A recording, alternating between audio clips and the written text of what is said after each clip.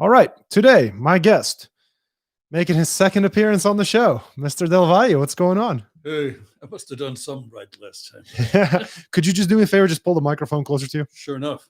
Yeah. There we go. Okay. So maybe a little bit more.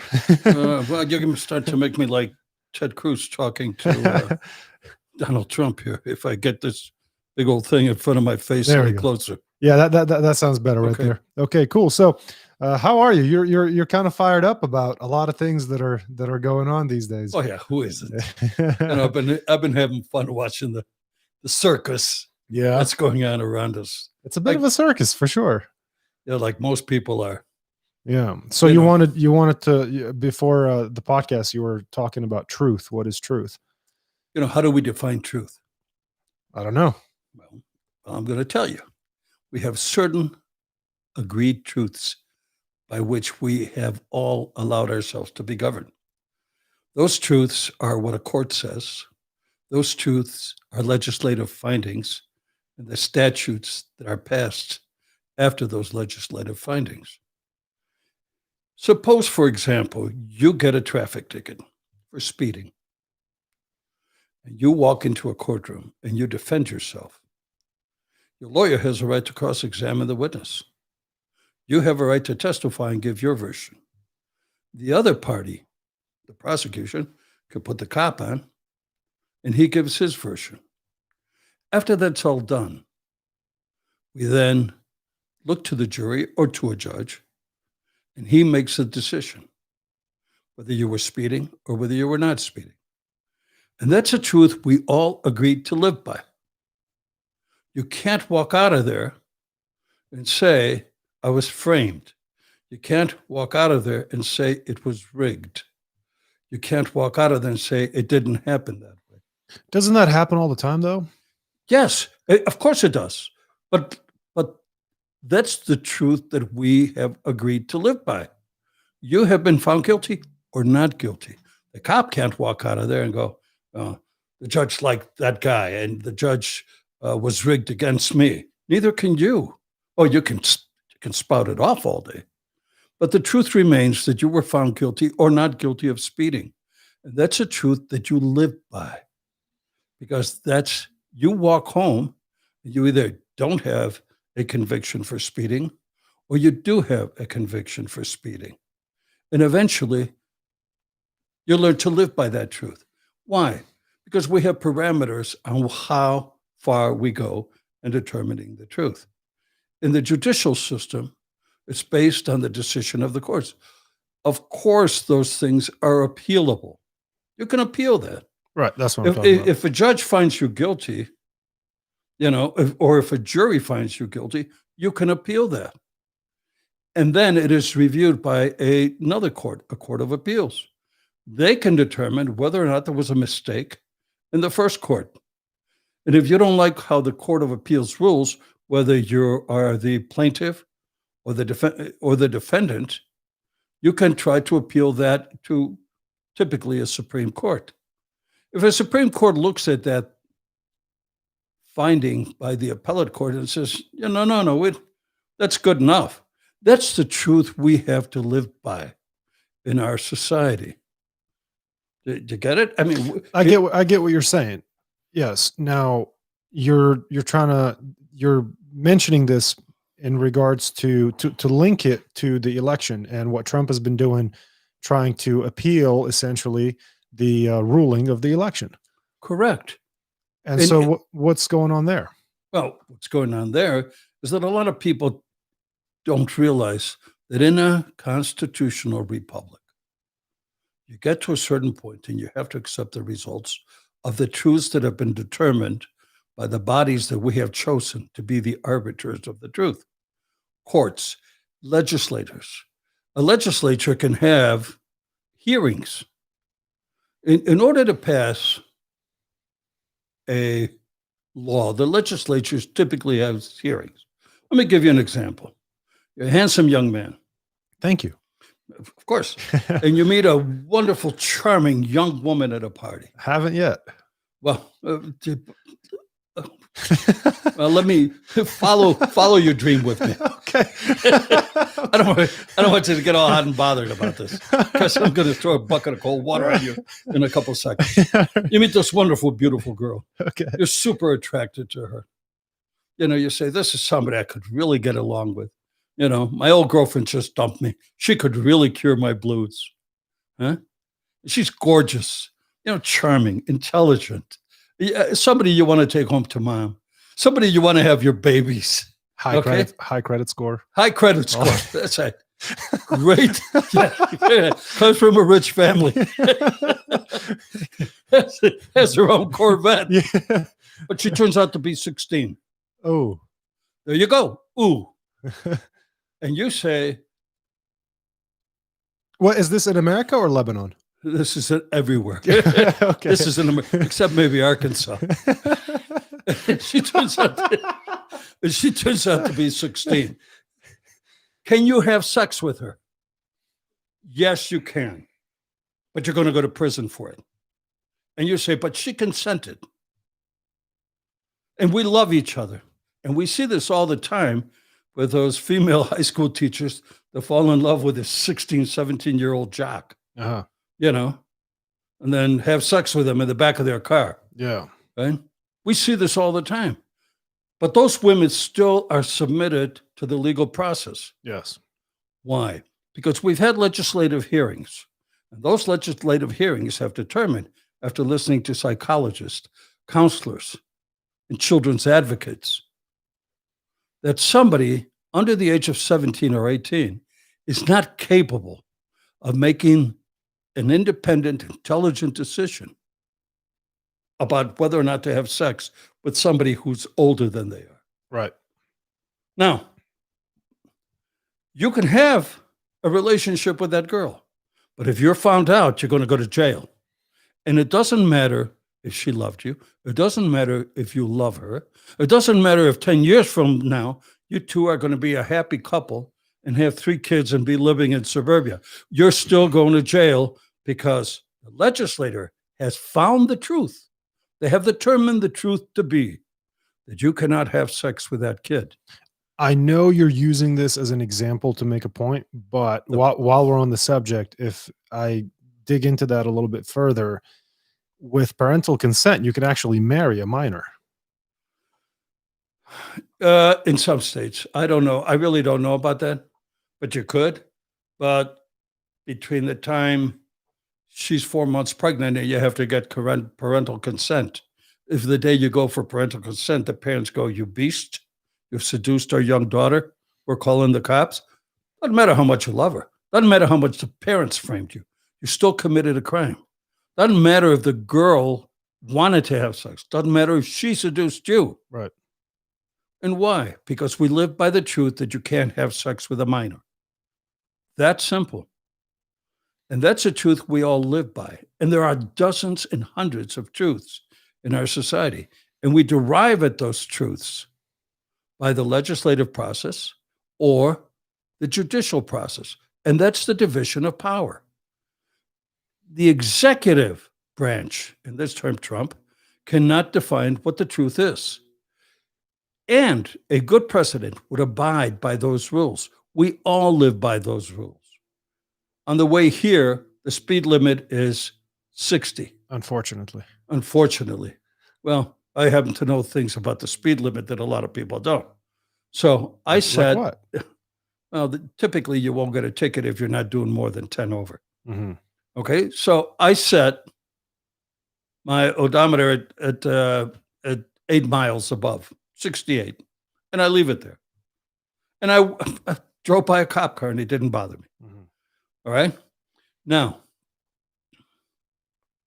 that's kind of a bendable truth. And there are exceptions, and it's a flexible thing. And if you look at any statute, at the end of that statute, you will see how many times that statute has been amended. And it'll have amended on this year, then it'll amend it in the 2 years Right. there. Okay, you see those amendments. That means that the concept of truth is flexible and can change. However, it's a slow process. But regardless of what the change is, whether you agree with it or not, in a constitutional republic, we all have to abide by that concept of truth. I get what you're saying. I don't really like the word truth because I don't think that these are truths. I think these are laws. They're based on, correct. I agree with you to that extent, but they can be truths that we live by, truths that we accept. I know it's Personal truths or societal legal truths, societal truths. not objective truths, not scientific truths. It doesn't matter what they are. Well, They're I'm thinking in societal terms truths. of the different kinds of truths that are out there. Like there are personal truths, right? Like if you believe that Jesus Christ is your Lord and Savior, that's a personal truth. Correct. Then there are scientific truths. Water boils at 100 degrees. That's a scientific truth. Is that 110? I think it's 100. No? Okay. Okay. Well, whatever it is. It boils at a certain temperature. Yeah.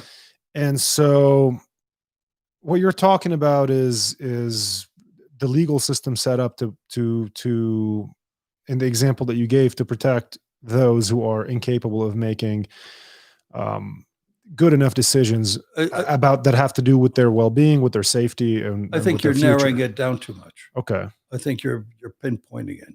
It's a broader thing. Okay. I can get on a public bus and ride to work, right? I don't need anybody's permission because we've all agreed that that's a public service, right? I need to get to work so I can make a living and feed my family. So I have to be at that bus stop and the bus comes. Nobody's going to question my ability to get on that bus, pay my tab, and then ride to work. Right. But what if I grab your car because I have to be to work? That's your private property. Right. I don't have a right to that. Right. Correct? Now, those are accepted truths. I cannot use your property without your consent. I can use public property because the truth of it is accepted. The truth of I can't use your private property is also accepted. These are truths that we live by. Most of them are based on long-term societal agreements, which are often, I think, exemplified by the Ten Commandments. Thou shalt not do this, thou shalt not do that. Those societal prohibitions that work. And mankind has been living with these things ever since we got organized into groups. Yes. The truth is, I cannot take Og's spear because that's his Og the caveman. Right? I can't take Og's spear. That's his spear. Yeah. Right? I can't take his fur that he needs. I cannot go steal his fire without. And those are the truths that we live by. And those are accepted truths. We don't have to like those truths, but we have to abide by them because those are the rules of the society we live in. Now, we can all look at different societies and go, oh my God, those people live by horrible truths. Radical Islam, communism, all these things are based on truths that we all look at and go, oh my God, that's really barbaric. That's really stupid. That's really savage. That's really depressing of human dignity. We can look at other things and say that. Yeah. Correct? Yeah. But we live by the truths we have agreed to live by. So when a court makes a ruling, you know how many times I walked out of a courtroom saying, damn, I can't believe that happened. But I go back the next day and say, yes, sir, yes, Your Honor, to the judge. And I stand up when the jury leaves the room, whether I like what they did or not, because those are rules that we live by. Yeah. And my respect for the system I live in and that I flourish in has got to be maintained, just like we have to respect. I saw an amazing video on YouTube, a guy called Amazon, a zombie farmer. The guy is goofier than dog shit. Okay? He lives in a different world that accepts none of the truths by which the rest of us live. And guess what? You have to be intelligent. You have to be told, look, We can question those truths. We can argue them. We have a right to protest them. We have a right to move to change them. That's our freedom. I mean, the Second Amendment is a clear example of all of this stuff. You understand? Yeah. And so when we are, when I say I believe in the right of firearm ownership, and somebody says you don't, that's an ongoing argument. That's a truth that's still here or there. Do you get it? I'm following. It's something we're still litigating, both in the courts and within society. Here, I'll take some more of that nice Turkish coffee. Yes, sir. Café Turco, we used to call it in Mexico. By the way, I've had Turkish coffee in Turkey. Oh, nice. As a quick aside, you know what cappuccino means?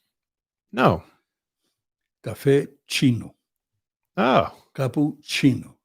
And they would do is they would take a little bit of Turkish coffee, put about an inch of it, and they would take steaming hot milk and pour it from on high. And I mean steaming hot milk, and it would just bring it up and make a beautiful foam at the end.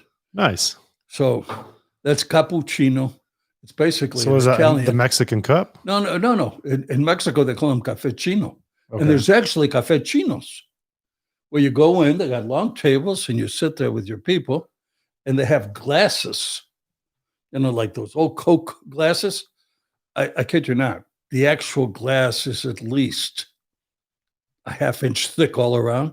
Uh-huh. And you're drinking out of this gigantic, beautiful, thick glass. These things got to weigh a pound each. Uh-huh. And some guy, and usually it's Chinese descendants of, it's the descendants of Mexican Chinese descendants of Chinese immigrants. And you eat seed breads. It's a whole deal down there, which is really a beautiful part of Mexico. Sure. Anyway, let me go back to this. Those are the truths that we live by. Yeah. The other thing I wanted to talk about is. So let me before we digress any further. What has I want you to explain this. I mean, the story's out there. Obviously, it's on the news. But what has Trump done to violate these truths? At what point do you think he should have just stepped aside and said, "All right, I lost"? The minute the states certified their own elections. There's a process. So you weren't, so at the beginning when he wanted to appeal it and get a recount, you were okay with it, but then Absolutely. once the recount was out, you're like, all right, dude, enough's enough. No, you're entitled to that recount. I'm entitled to an appeal against an adverse court ruling, whether I'm the plaintiff or the defendant. Yeah. Anybody can appeal it, right? Yeah. And he followed his appellate process, which is his right to do. However, at a certain point, you say those are the arbiters of what is true. And I, as a leader of a constitutional republic, have a duty to abide by that. Everybody who's ever lost an election walked out of there pissed off and sore. Especially Hillary. Everybody. Boy. It doesn't matter. But she abided by the truth. Yes. You can be but she also said in 2018, there's a quote, and I'm going to butcher it. Yeah. She said something along the lines of, Jesus, I need to look up the quote. Something that has to do with having like the need for a call to action in basically a revolution kind of way when there's corruption in the system. I'll try to dig up the quote right now. It doesn't matter what Hillary said. Well, I'm just saying. No. I mean, the dog catcher could have said what Hillary said. For all its importance and weight it would carry. And that's the interesting thing about American politics. If you're out, you're out. Yeah. Yeah, you lost. That's it. Get out of the way. You lost. You could try again next season. I mean, where's everybody that you can think of? Where's how far do we go? Jimmy Carter. Where's Clinton? Where's Bush? Where's Obama? They're all making speeches for money, except Bush. But any opinion that they have, it's it's just an opinion. It's the same. It carries the same weight as if the local mayor gave that opinion. Right. An incitement to violence and to revolution. It's kind of silly at this stage of the game. That's pretty bad. Well, what was funny is all those people who went there to storm the Capitol because it was a revolution, and then they got maced and they started crying. Like, you sent me a video of that girl. I'm like, wow, like how good has your life been as a grown woman? She must have been at least 25, maybe 30 years old. And how good has your life been that you thought you were participating in a revolution and then you got maced and you started crying on camera? I mean, you just have no clue what living in difficult times, a young friend, what a revolution, what fighting actually is. A young friend that I hold in high esteem, and he's in law enforcement. He's put something on Facebook. He said, "Why don't we go after the people for the Black Lives Matter, where we're going after these guys?" Uh-huh. I said, because the Black Lives Matters looters, arsonists, destructors of property had the common sense to operate at night with masks on, probably because they're better acquainted with the rules of evidence, because they've been to court before. Whereas the Trump mob, who were looters, thieves, possibly by accountability, guilty of, could be.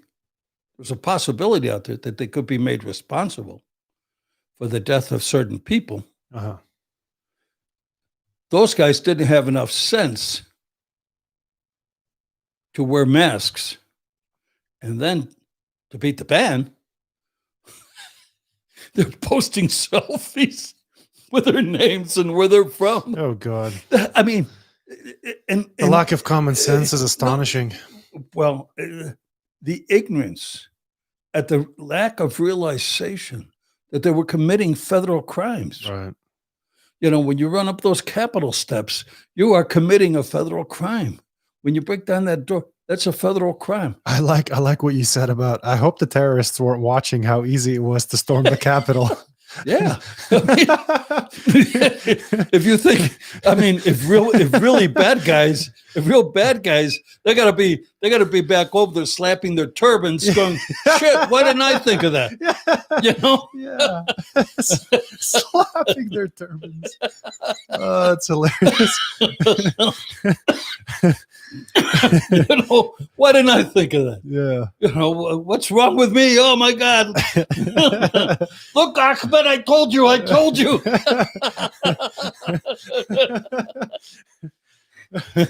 These people were so lucky.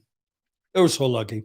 I once worked in the country, and I saw the Bulgarian KGB train anti-demonstrator. Train what? Anti-demonstrator murderers and troops, military troops. And they worked in groups of at least 30 people. Each one of the people that they embedded into the group they typically back then carried Browning high powers with 15 or 13 round magazines. Each one was given 2 magazines plus a Smith & Wesson snub-nose revolver as a backup. And their job was that at a certain time, they would infiltrate the opposition protesters. They would put white armbands on their right arm, and then at the sound of a whistle, they would just start shooting people around them. Huh. Yeah. And then they had a rendezvous. They had 2 or 3 rendezvous points. They had alternate rendezvous points depending where you were. And the instruction was, shoot the guy in front of you, 2, 3 people, shoot low, keep your firearm down so it couldn't be grabbed by somebody in the crowd. Do not extend your arm, but index your elbow to your midriff, hold your gun down here and just start shooting people, and cut to 2 o'clock or to 11 o'clock. so the crowd couldn't close in on you.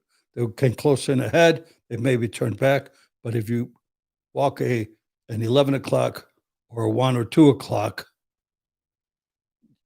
it's more difficult to get to you. Okay. And their job was to kill as many people as they had bullets or to wound. And that's how you disperse a crowd by communist countries. These people, everybody in the United States, when you see how other totalitarian regimes deal with protest, and then you see in the United States the freedom that we have to protest, we really shouldn't take that for granted. Oh, definitely not. And we really shouldn't abuse it by becoming violent or destructive. I, who am a lifelong, I would actually say I'm somewhat of a conservative Democrat. That's an interesting hybrid. Yeah, well, I believe in gun rights. Yeah. I'm a gun guy. That's probably the one category that most Democrats disagree with the Democratic Party on is the Second Amendment. That's probably the most common category where there's disagreement within the Democratic community. That and abortion. I know a lot of conservative Democrats who grew up but they're still, they're Catholic conservative Democrats, and they're anti-abortion, but not, I wanted to get to that in a bit. I've seen you post stuff about abortion on Facebook. I wanted to get to that in a bit. I'll get to it now. Okay. What do you think about that? But we shouldn't. You were going to say something about totalitarian regimes and our right to protest. We shouldn't abuse it. I totally agree. We should not abuse it. The leadership of that it should crowd. be used for something serious when people really need to make a stand to affect change in their country and in their states, not for goofy shit, not because you got mad at somebody or not because you're angry at a tweet. Yeah, you can not that kind of nonsense. You can go protest because you're angry at a tweet. I disagree with you. You can go protest because you don't like the way your garbage man wears his cap. Sure, absolutely. You have that absolute right. Now, will people look at you and go, but you don't want to become like the boy who cried wolf, where you just protesting everything, and then eventually there's people on the street and nobody gives a shit. Well, there's some people who live to protest. They have nothing else to do in their lives. Yeah. They should probably get a job in Chicago, or a girlfriend or a boyfriend. Well, they should spend their time doing something productive. We used to call them bag ladies. They would stand in front of the federal courthouse and scream, how the government had stolen, their pension and whatever. Or how oftentimes have you driven here in El Paso, going north on Campbell Street, and you pass by the courthouse, and you see a group of people standing there with placards. You're driving so fast you don't even know what they're protesting half the time. But if you take the time, it's a group of maybe anywhere from 5 to 10 people. I usually don't need to read the sign. I just look at the crowd. Well, I'm kidding. I would like to read the sign, but I don't want to get hit from behind either. Yeah. Okay, so sometimes I read the sign and stop the war, stop the this, stop the that, whatever. But fine, I get it. That's their absolute right. That's what we have a right to do, and that's a cathartic thing for a lot of people. By golly, I'll go out there and I'll tell them, I'll give them a piece of my mind. Yep. Now I feel good. I have done what I think I need to do to affect the change I'm looking for. Yep. In a lawful, peaceful way. Right? I'll tell you another thing. I just real quick, a point on that. I feel like my podcast is essentially a form of protest. When I'm on here ranting about how unjust and un-American property taxes are. And I think that they're absolutely a horrible, horrible thing. And we really need to take a very serious look at property taxes in America, specifically when it comes to a person's home. Businesses and rental homes and things like that, that's a different subject. But when it comes to one's home, I think it's incredibly un-American and very unfair. And I talk about it a lot on my podcast. I'm going to continue to talk about it for years. And in a way that is a form of protest, that really is a protest, because I'm putting that message out there, and I'm not on a stage yet where I'm getting a whole lot of response, but I will be someday. And I'm hoping that that will lead to some kind of change. I'm hoping that it'll at least get more people to think about it in terms of, why am I having to forever pay Uncle Sam rent on my home? Like, I should at least have, you're not paying Uncle Sam. I should at least be able to live here. And if I lose my job or something, I don't lose my house for lack of payment on the taxes. You're not paying Uncle Sam. Who are you paying? The state of Texas. Okay, I mean, And- Uncle Sam's cousin, nephew. I mean, this doesn't come from Washington. I understand that. I understand This that. comes from the county of El Paso. I know that, and that's why property tax rates are different for every state. But the point of it is, it's something that needs to be talked about, I think, a lot more. The majority of people that I talk to about this, when I mention the subject, I go, "How much do you pay in property taxes a year?" They go, "I don't know. It's just rolled into my mortgage." Like, well, what's your mortgage? They go, "I don't know, $1,800 a month." I do the math. I go, "You'd be paying $1,200 if it weren't for your taxes. You're paying $600. You're paying a third of your monthly payment is going to property taxes." And I think something needs to be done about that. That's my point. We can argue the why, and I'm happy to talk about that. If you have any points, get into it. But I think it's extremely un-American, and people need to talk about it. And that's why we have the right to protest, because when we think as Americans that something is unfair, that the system is fucking us over, we should be able to take a stand and say, look, this is unfair. Here's why I think it's unfair. And this is what I'm proposing that we do about it. But you don't just go outside in the streets and start causing chaos and destroying buildings and doing stuff like that. That's not protest. That's just unsophisticated behavior. It's not a good way to go about things. Well, if you ever start burning buildings over your protest over property taxes, please burn the bushes in front of my house so my property tax bill goes down. Well, at your age, it doesn't go up anymore, does it? Yeah, it does. Wait, do you have disability from the military? Yeah, I do. I have So 60% disability. So you're only paying 40% of. No, I'm paying a lot more. I'm paying total property taxes on 2 homes that I currently own. Rentals? No, vacation homes. Okay. My home is paid for. Yes. You know, no lawyer should hit the age of 60 and he still have a mortgage. That's right. Right? So my home has been paid for a long time ago. Yeah. As a matter of fact, the way I bought it is I took all my savings, from my anticipated retirement, and I bought a beautiful home with it. And my figure was, I'll use it, then I'll sell it when I retire. I'm still not retiring. Yep. You know, I was in court. I had 6 hearings this week. So, but anyway, we don't pay state income taxes. Thank God. I mean, the property taxes are outrageous. I agree with you. But do you think that the imposition of a state income tax would lower property taxes? Or do you think that the people who set these things would still be as greedy as always, and continue to not only hit us with property taxes, but also state income tax? I think that we need people in office who understand businesses and understand economics, not historians and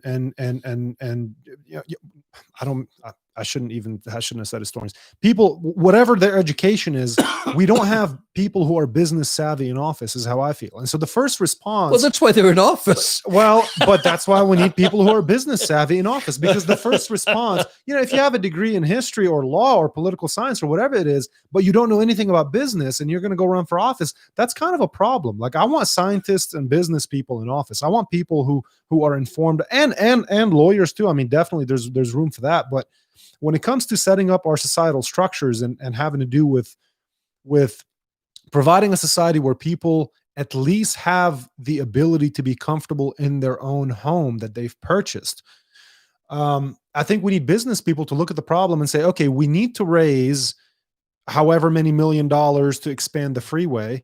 They've been working on I-10 since Burger King was a prince, and we are going to look for ways to generate money through setting up businesses, taxing businesses, whatever, something other than we're going to raise the property taxes and that's the solution to everything. We need more books for schools and iPads for students and things like that. So we're going to raise the property taxes because at some point nobody's going to be able to have a home. And that's a serious problem. My taxes went up 12% in 2019 from no wonder you're griping from the year before. Oh, I hate it. I hate it. I mean, I think it's ridiculous. And part of that is my fault too. I should have gone down and, switched a thing, but they still would have gone up maybe 8% if I had gone and done that. And the point of it is that I don't think there's any landlord in America that's going to raise your rent by that much percentage year over year, just at any time of their I choosing. agree. Yet the government can do that. The government can raise your rent. They can come in and say, okay, now you're paying $10,000 a year. Now you're going to pay 12, and you have to go down there and contest it every 2 years. Right. And I think that's bullshit. But you need a wife to do that. And well, sure, That's who does that for but me. I think I just sick. But I think my that's little bullshit. my little ferocious chihuahua on the tax people here.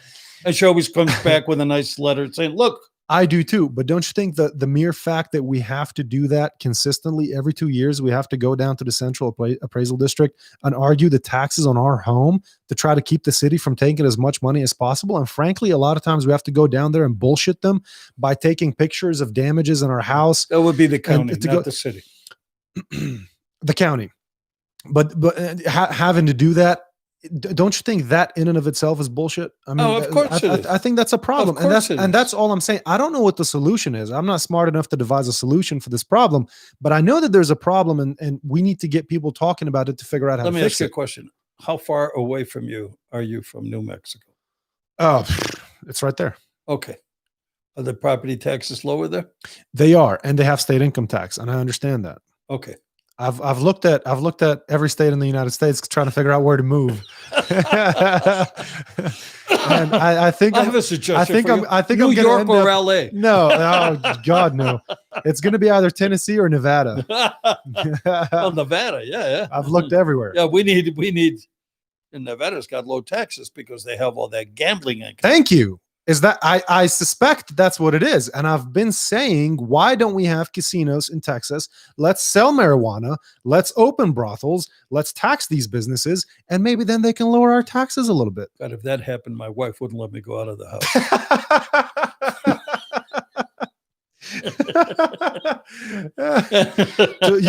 Would you be at the I ain't saying a thing.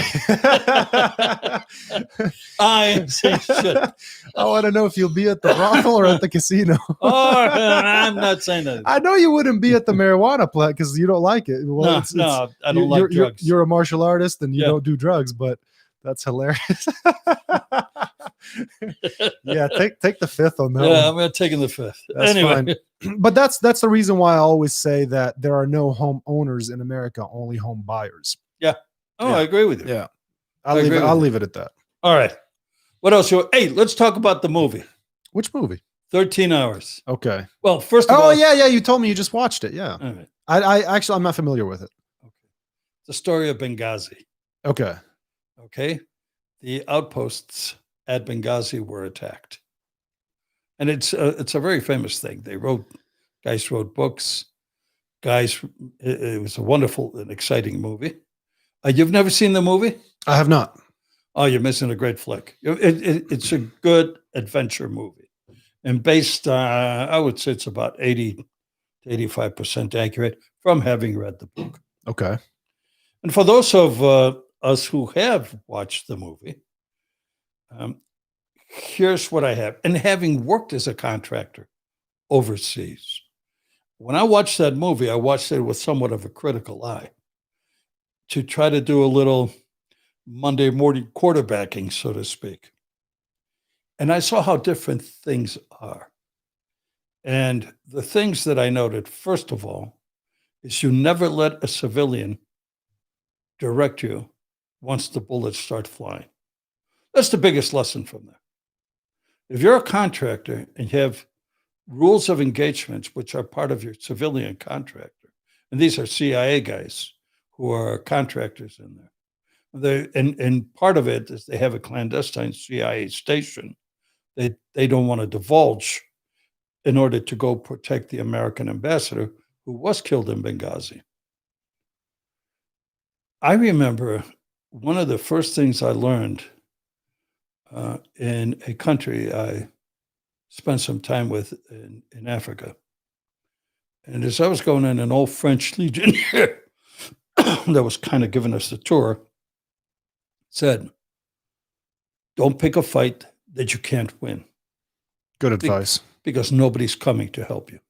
Do not count on any help from the Portuguese government. It ain't going to happen. They're going to promise you. You're going to go here. You're going to go there. You're going to go to all sorts of orientation. You're going to say, this is how you call for air. This is how you call for artillery. It ain't going to happen. You're on your own. Now, my job, ostensibly, when I first got there, was to set up MedCap programs and teach people and teach Portuguese soldiers and medics how to provide medical services for indigenous populations. But within 30 days, I was leading a company out in the bush, hunting down the perpetrators of atrocities in villages. And at a certain point, I always refused to have my guys loaded down with a lot of heavy gear because it really hurts your fighting efficiency. And you can only carry typically food for 4 days. That means you can go out for 3, but then you have to spend 1 coming back and then 2 without food. And sometimes without water. You can only go 3 days without water. I never put my guys through more than 1 day without water. I think 3 days without water under optimal conditions. If you're fighting, it's a lot shorter. Yeah, that's why I said I never deprive I would never put my guys in a position where they didn't have water for more than a day. That's good. Yeah. Well, you're gonna die. Right. It's that simple. So anyway, but I never listened to the civilians. Once the bullets started flying, I was the boss. I was in charge. That's one of the things that happened in Benghazi. They're having all these arguments about whether or not they should go rescue the American ambassador, who was living in a residence about a mile away from the clandestine CIA station. That's about it. The other thing I wanted to point out was, according to the book and the movie, on 9/11, those guys stood down. They didn't expect an uprising. That was a horrible mistake. You never stand down on the anniversary of dates that are significant to the other side. On the contrary, you reinforce. The other thing I wanted to say was, where's all the Claymores? Now, back then, you could buy Chinese Claymores, which were just as good as American Claymores. I mean, this is in my day in the 70s. You could buy a Claymore for $200 almost anywhere in Southeast Asia. And I'm sure you get the same thing in Middle Eastern countries, and I love Claymores. I love Claymores. That's not something you hear people say every day. Oh, I got Claymore stories you wouldn't believe. So, yeah, I'm a master of Claymores. Okay. And is that let me make sure I know what you're talking about. Is that the device that's kind of a directional explosive device? Yeah. Where let's say you set it aimed at the front door. And it's got 2 prongs that you put on the ground, about 9 inches, if I recall. Yeah. About maybe 5 to 6 inches wide.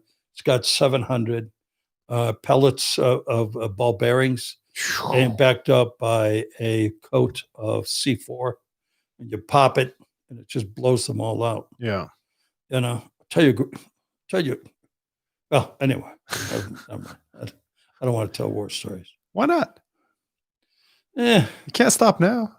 Well, okay, yeah, I kind of got everybody all excited about that. All right, it's not fair. You already set the stage. Yeah, me and 5. I had 5 guys. I had a team of 5 guys. This is in Latin America, and we are protecting a well-to-do hacendado, somebody who owned an hacienda and ranch, big cattle ranch, from local predators, 2-footed predators, who were extorting him. And they were going to raid his house. Now, the haciendas all have gigantic doors because of the old days, doors that opened like this. Uh-huh. And they all have an entryway called the Sajuan. And in the old days, people would bring carriages, drive through the Sajuan. The passengers from the carriage would exit and go right into the living room, immediately to the right. And the carriage would go around a fountain and come back out. So those Sajuans are large enough for 2 carriages going and coming. And people would have parties, they would line up and then come out and so forth and so on. So what I did, all those gigantic double doors, and each door is, I kid you not, it's maybe about at least they're solid. I mean, you could make a boat out of these things. Yep. They're maybe about 8 to 10 feet wide and maybe about 15 feet tall. They're really wide doors, but they all have an inside door. They have a door in one of the doors to facilitate egress and into the hacienda without having to open the big doors. Okay. So what I did was I backed up to where I had 2 guys up on roofs. And then what I did was I set up what looked like a trench that was being dug for drainage pipes. And in the dirt, little mound of dirt, because remember, Claymores work better if you back them up, if you have a dirt mound behind them, because there's always blowback. So what I did was, and the space was about 18 feet wide. And so I set up 2 intersecting Claymores going this way. They go out, I think, if I recall, it's a 60-degree angle. Mm-hmm. So I wanted to cover the whole San Juan, which is about 25 feet deep and at least 20 feet wide. But it's covered.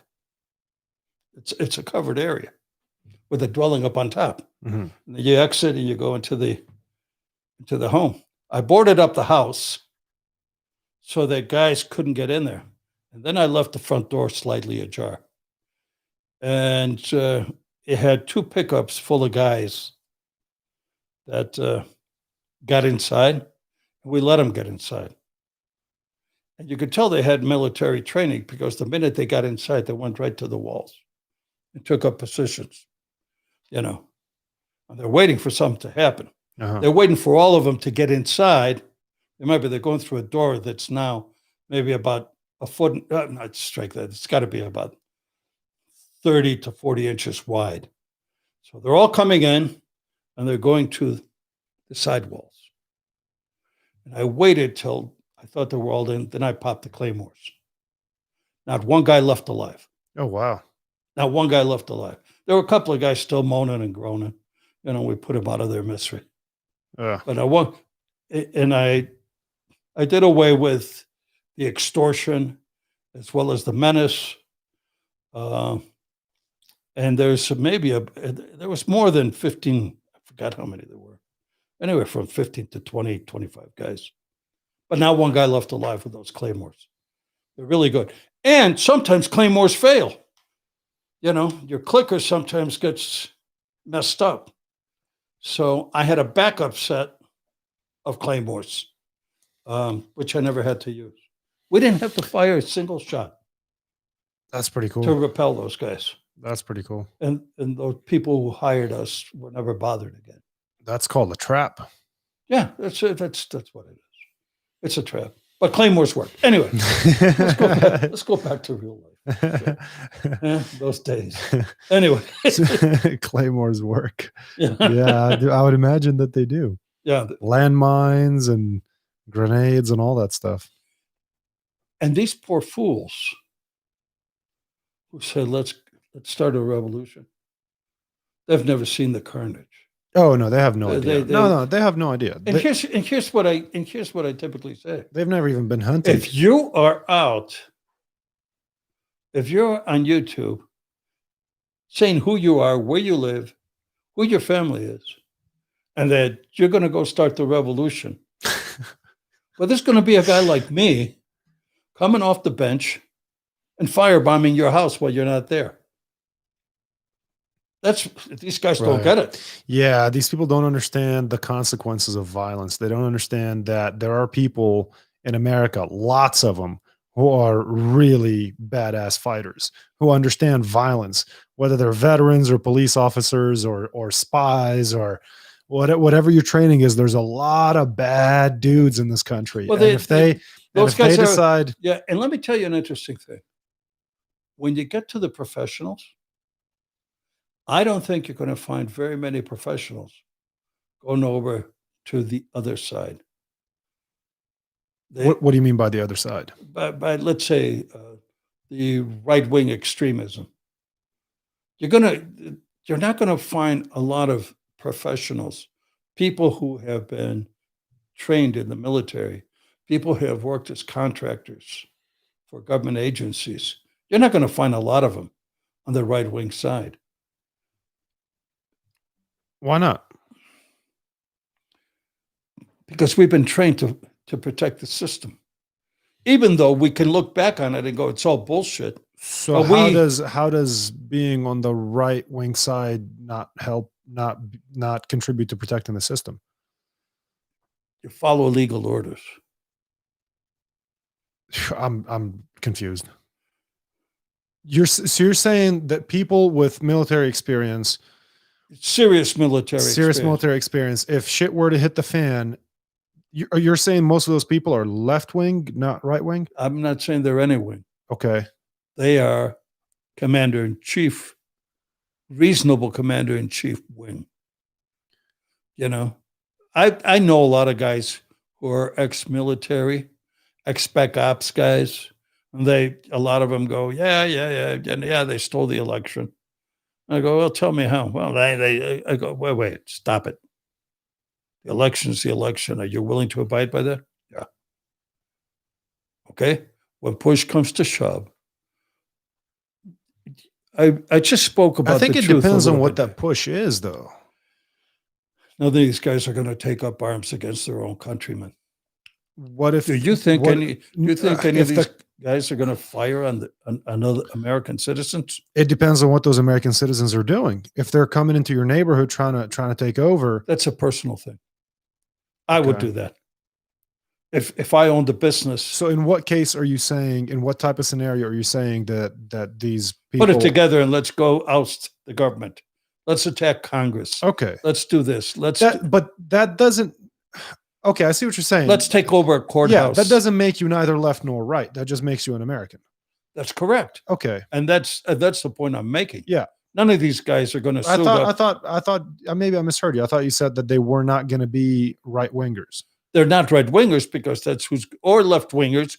Whoever's going to attack the courthouse, who's ever going to attack a government building, who's ever going to try to capture a politician or hold a politician for ransom. So they're not treasonous. Treasonists. Is it treasonous or treasoners? Treasonists. They're not treasonous. Yeah. Okay. I let me go back to the Benghazi. I agree with that. Let me go back to the Benghazi. All right. The most interesting thing I found about watching the movie is that these guys didn't fire on civilians. I have been under siege 3 times. And once the bullets start flying, there ain't no civilians. There ain't no civilians. You hit the street, whether you have a gun in your hand or not, you're getting shot. That's simple. Those rules of engagement don't apply when you're under siege.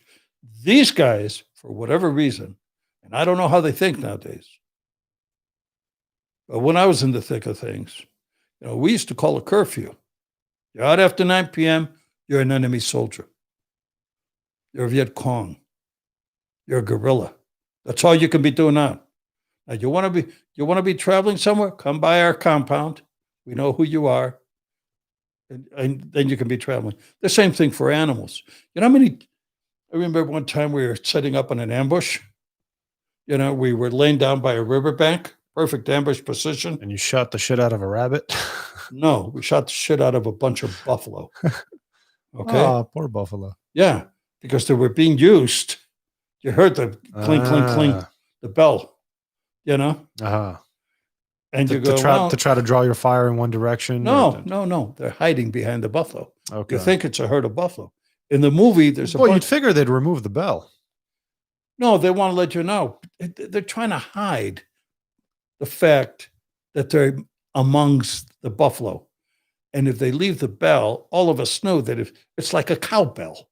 Yeah. If you're on a farm and you hear a cowbell and you see a herd of cows, you're going to go, yeah, that's normal. The same thing. If you hear the bell on a buffalo, on a lead buffalo, you're going to think it's just a herd of buffalo going back out to pasture or whatever. But we happen to know that all buffalo are secured. If they're used as beasts of the field, they're secured, when the farmer comes back down. So I said, fuck it. open up on the buffalo, and we killed about 5 guys hiding among the buffalo Yeah. who were otherwise using, and all the farmers came to us, to our compound, complained that we had killed their buffalo. And what we said to them was, that's what you get for letting the Viet Cong use your buffalo. Jeez.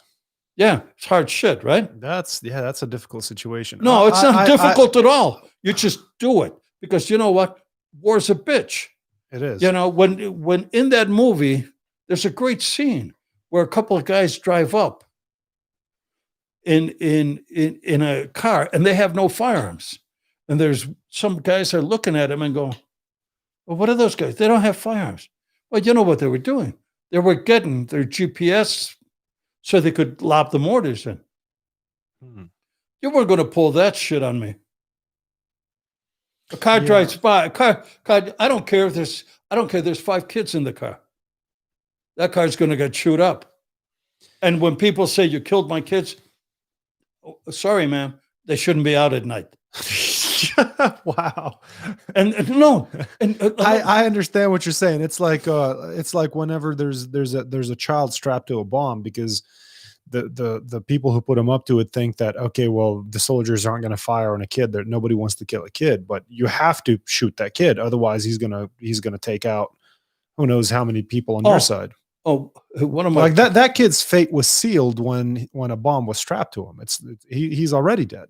And so, I don't think somebody firing a bullet at that child is going to change anything in the fate of that child.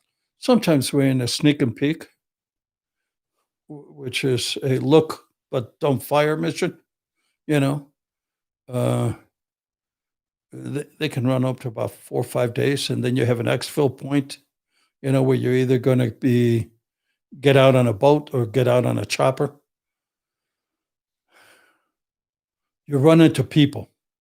If you let them go, they're going to run back to their village and you're going to be hunted and probably outnumbered and killed because there's only 5 of us and there's going to be 50 of them. All right? Okay. We didn't come here for a firefight.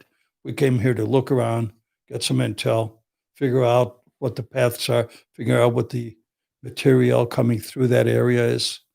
Figure out, who's around. So we need to leave. So you run across a farm kid. What do? I assume you take him out. In the nicest possible ways. Never with a bullet. Didn't you come across a guy one time who was tied to a tree? Yeah, by his intestines? that was, yeah. I put That's nasty, huh? What? Oh, no, that was in Africa. He was tied to a tree by his intestines. Yeah. Oof. He was tied to it. Well, he was gutted, put up against a tree, then his intestines were pulled out and wrapped around him. Oh my God. And all dried up. And he was still alive when you found him? Yeah. He was dying. Of course. We just took him down. What you do in that case is you wet the intestines as much as possible. And I, as the team corpsman, I wasn't a team corpsman back then, at that point. But as a previous corpsman, I tried to comfort him. I gave him a couple of morphine syringes and just let him die. That's all you can do for the guy. Yeah, war is nasty. There's no doubt about that. But another time, I came around the corner. And I found a Viet Cong taking a dump. You shot him in the ass? No. I tied him up. We only had a day to go. This is really horrible. But this is really racist too. Because, I put a rope around his neck, had him tied, and then I took him with us. I don't want to kill the guy. I just felt sorry for the guy. Some poor asshole, his goddamn AK. Well, how's that racist? If he was a prisoner of war. What's racist about that? Because they called him Doc Skook. I don't know what Doc. I was the Doc. Okay. And he was my Gook. And Gook is a racist. Yeah, I'm familiar with that word. Yeah. So he was Doc Skook. Okay. And so it was the people that were with you that were racist. Yeah. But we're all laughing about it, They said, come. And there was actually an argument. I mean, I think if as you're to if you're, whether if you're or- killing a people, I think if you're killing a people, I think being accused of racism is probably the least of your worries. Yeah, yeah. If you're at war and somebody's like, "Oh, you're a racist," it's like, I'm a racist because I called you a word when last night I was in a gunfight and shot 12 of your people. Like, it's we're 18, 19, 20, 21. We're all racist back then. Everybody was racist with I was a spick. Every black guy was a nigger. I was a fucking spick. The Jewish guys were fucking kikes. And that was among us. What were the Middle Eastern people? Sand niggers. Yeah, I've heard that. Yeah. It's all the same, but we all laughed about it, Yeah. I have a friend here. I told him, I'm like, man, you can come on the podcast, but YouTube might take down the episode because he's Mexican and we're really good friends. We've been buddies for years, but when we get together, it's nothing but Mexican jokes, and sometimes it gets out of hand, and then Middle Eastern jokes. And that gets out of hand too. He'll call me all kinds of things. I'll call him all kinds of things. But we're friends. Nobody. We didn't give it. That's just the way we talked about doing it on YouTube. I don't know. I know. But those are some of the racial epithets we used with each other. And all the Vietnamese were gooks. And nobody ever thought anything. And I'll tell you an interesting thing. Although they're derogatory terms, the people that we dealt with were treated with the kindness and deepest respect. Yeah. The local villagers, the same thing in Africa. We just were very, very kind to everybody. And that was kind of a thing among us. Yeah. Our behavior was a lot different than our speech. I always feel bad in war, especially when you watch war movies from back in the day where they would fight on horseback. Mm-hmm. I always feel bad for the horses. Those horses would get shot up with so many arrows, and they'd run over fires, and they'd get that's nothing, man. You live way out here in the sticks. I always feel bad for the animals. My fucking car's got arrows in the back of it. You live so far away. I just got out. There's arrows sticking out of the back of my car, bro. You still carry a sword in your car with you? Yeah. I was going to ask you to bring your sword down here, but I forgot. You said you have some cool sword from back in the day. Oh, the swords that I have are real swords. They're all Valerian steel. No, they can kill a dragon. No, they are. They're all bringbacks from World War II. They're Japanese swords taken from Japanese POWs or dead people and brought back to the U.S. Yeah, I mean, they're the real thing. Yeah, they're like, that's pretty cool. Yeah, that's really cool. I have maybe about a dozen of them. I started collecting them when I was a kid, and I've done iaido, which is draw and cut. And I did kendo for years. So I've been into swords ever since I was a kid. So let me just digress. We touched a little bit on abortion earlier, and then we went away from that topic. So what side are you on? How do you feel about it? Get an abortion. The more abortions people get, the less fucking traffic on the roads. Oh my God. Okay. Yeah. You know what? I think we ought to have forced abortion. Oh my God. Okay. If you're a fucking drug-addled woman, yeah, who dropped out of high school or dropped, in the 9th grade, and you got 2 kids, fuck you. You don't get to have another one. People bitch about us having to support illegal immigrants. Yes. I'm bitching about having to support. I bitch about that too. Your kids who are brought into this world without the proper means to feed them. Yes. You know what it takes to raise a kid? $250,000 to get them maybe up to college. By the time they're 18. Yeah. So here you got a guy, with a factory job, and he's got 3 kids.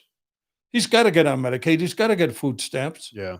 He's got to get subsidized rent. I think there should be limits to government assistance when it comes to children. I'm not saying don't help anybody at all. I understand that, like, look, you're going to have a kid and you don't have the ability to maybe land a high paying job, whether it's because of limitations in your background, your education, your conscientiousness, whatever it is. And so it's like, okay, yeah, you're going to get some government aid and I'm okay with that. But if you're going to have 6 kids and you expect the government to provide for all of those, and it's not the government, obviously it's the people, because the government takes the people's money and then gives help. I think that that's a problem. I think there should be limits on that. But I don't know if abortion's the answer. I don't know if Who gives a shit? I think maybe a better solution is for men to start considering vasectomies on a larger scale. You could tell guys that vasectomies were reversible. Aren't they? I'm not sure. I've heard. I think they are, but but there's not a high rate of success in with reversing it. limited I think success. So, yeah. If you could tell guys that they could do that, but then what pussy would anybody else get? What do you mean? You can't have kids. I'm going to have sex with you, so I don't get pregnant. Other women would be jumping on those guys. And guys, I don't know about that. I'm joking. Yeah, okay, that's a joke. So anyway, up until what point in the pregnancy do you think abortion should be okay? Who were killing, the kid or the mother? The kid. I don't know. The kid or the mother. Maybe 3 months. Once you have a viable fetus. But look, it's everybody's choice. It's everybody's choice. Look. Yes, the argument, however, but the argument freedom of choice. But women have the right to do whatever the fuck they want with their own body. They can get breast implants. They can have breast implants taken out. They can get big asses. They can have big asses taken out. Guess what? They can get a kid. They can have the kid taken out. It's all the same. It's just a fucking implant. It's good, it's just a fucking implant that's going to last you so much. Is that a human life? Maybe yes, maybe no. Who gives a fuck? Well, the argument is, how do we define life? That's always been my thing. Is I tell people, how do we define life? I've never been able to make up my mind on the topic of abortion, because when it's old enough to raid the icebox. No. A baby's born, you have to take care of it. That's our human thing. True. That's our human thing. That's our propagation of the species. That's a truth we live by. That's one of those things. You can kill a fetus, but you can't kill a kid after he's born. That's a truth we live by. Infanticide historically has been one of the biggest means of birth control. Leave the kid out there. Didn't you defend a lady one time who... 3 of them who've killed their kids? Walked each one of them. Wow. Can you give some details? Yeah. One was a woman who had been separated from her husband for a year, and she came to join him. A very pretty woman. Really stupid.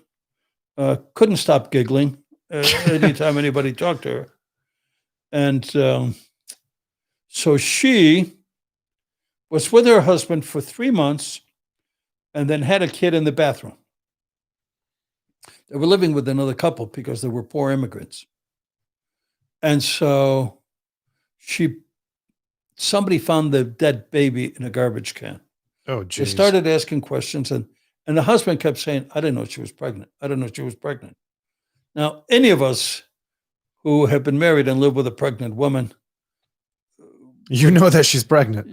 She's pregnant, And the point was that she said she didn't tell her husband she was pregnant because she was pregnant by somebody else back home before she decided to join her husband in the United States. Her claim that she gave birth in the bathtub and dropped the baby, and the baby cracked his skull. Oh, God. She was nevertheless charged with, I forgot, some kind of one of the murders, manslaughter, murder, whatever. I don't even recall what the charge was.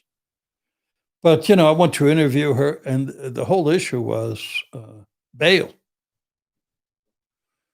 So I got her bail, and then she went back to Ireland. Where'd she get the money to hire you and to pay the bail?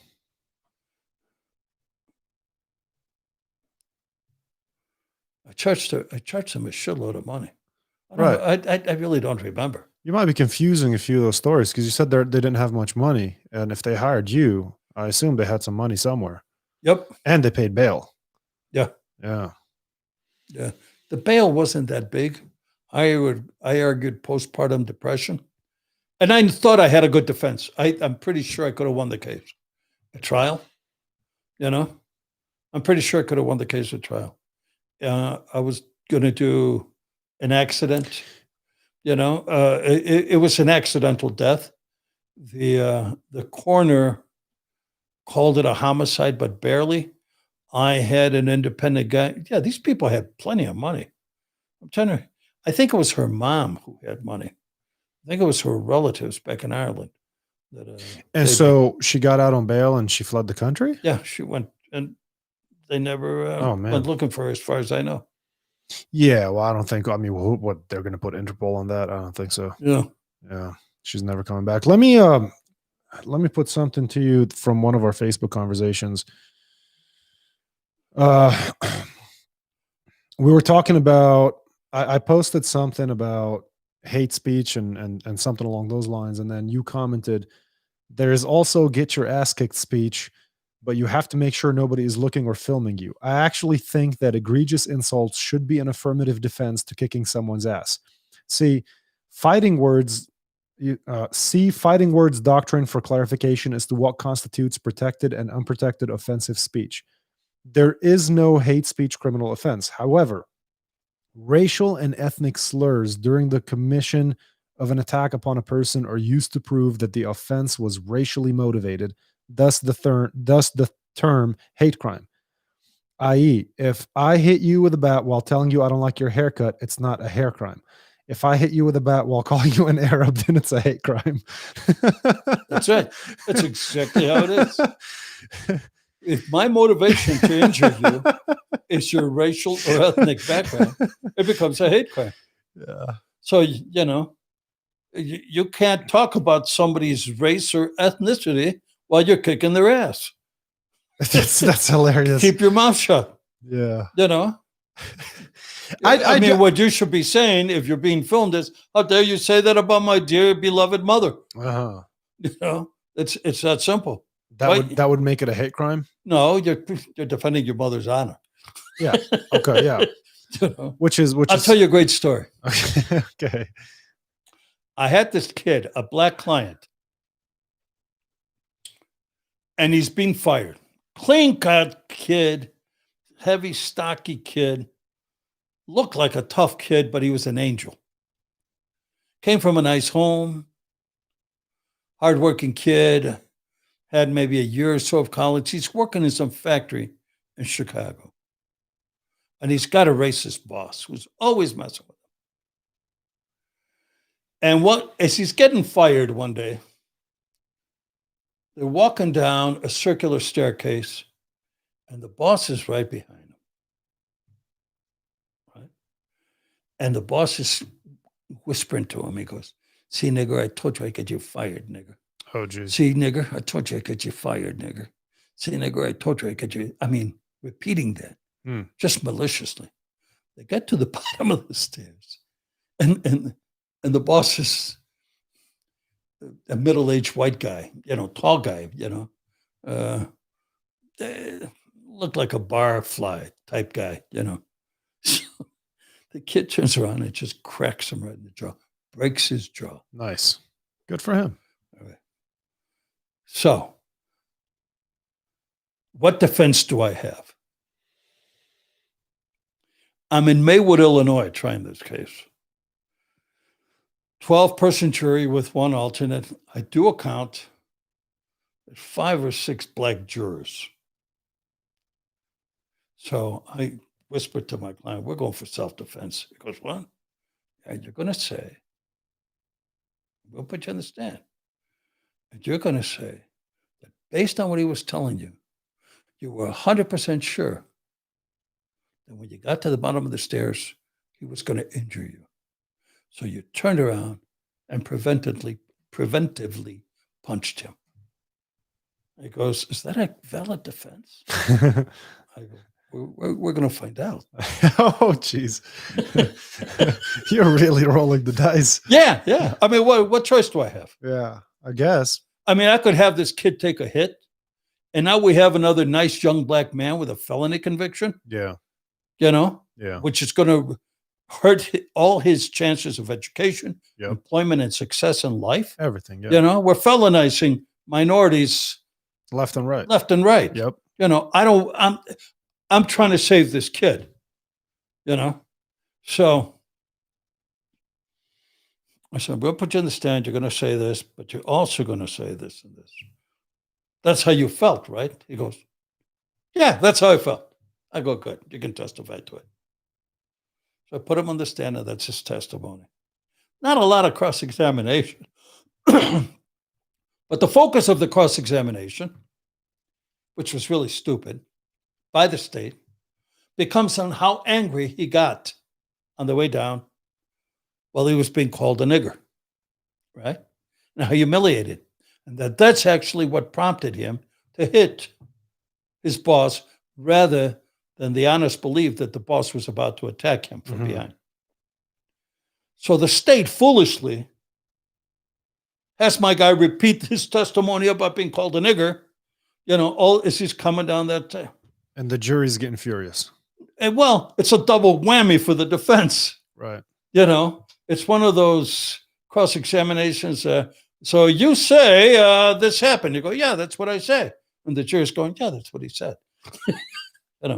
So it's not very artful.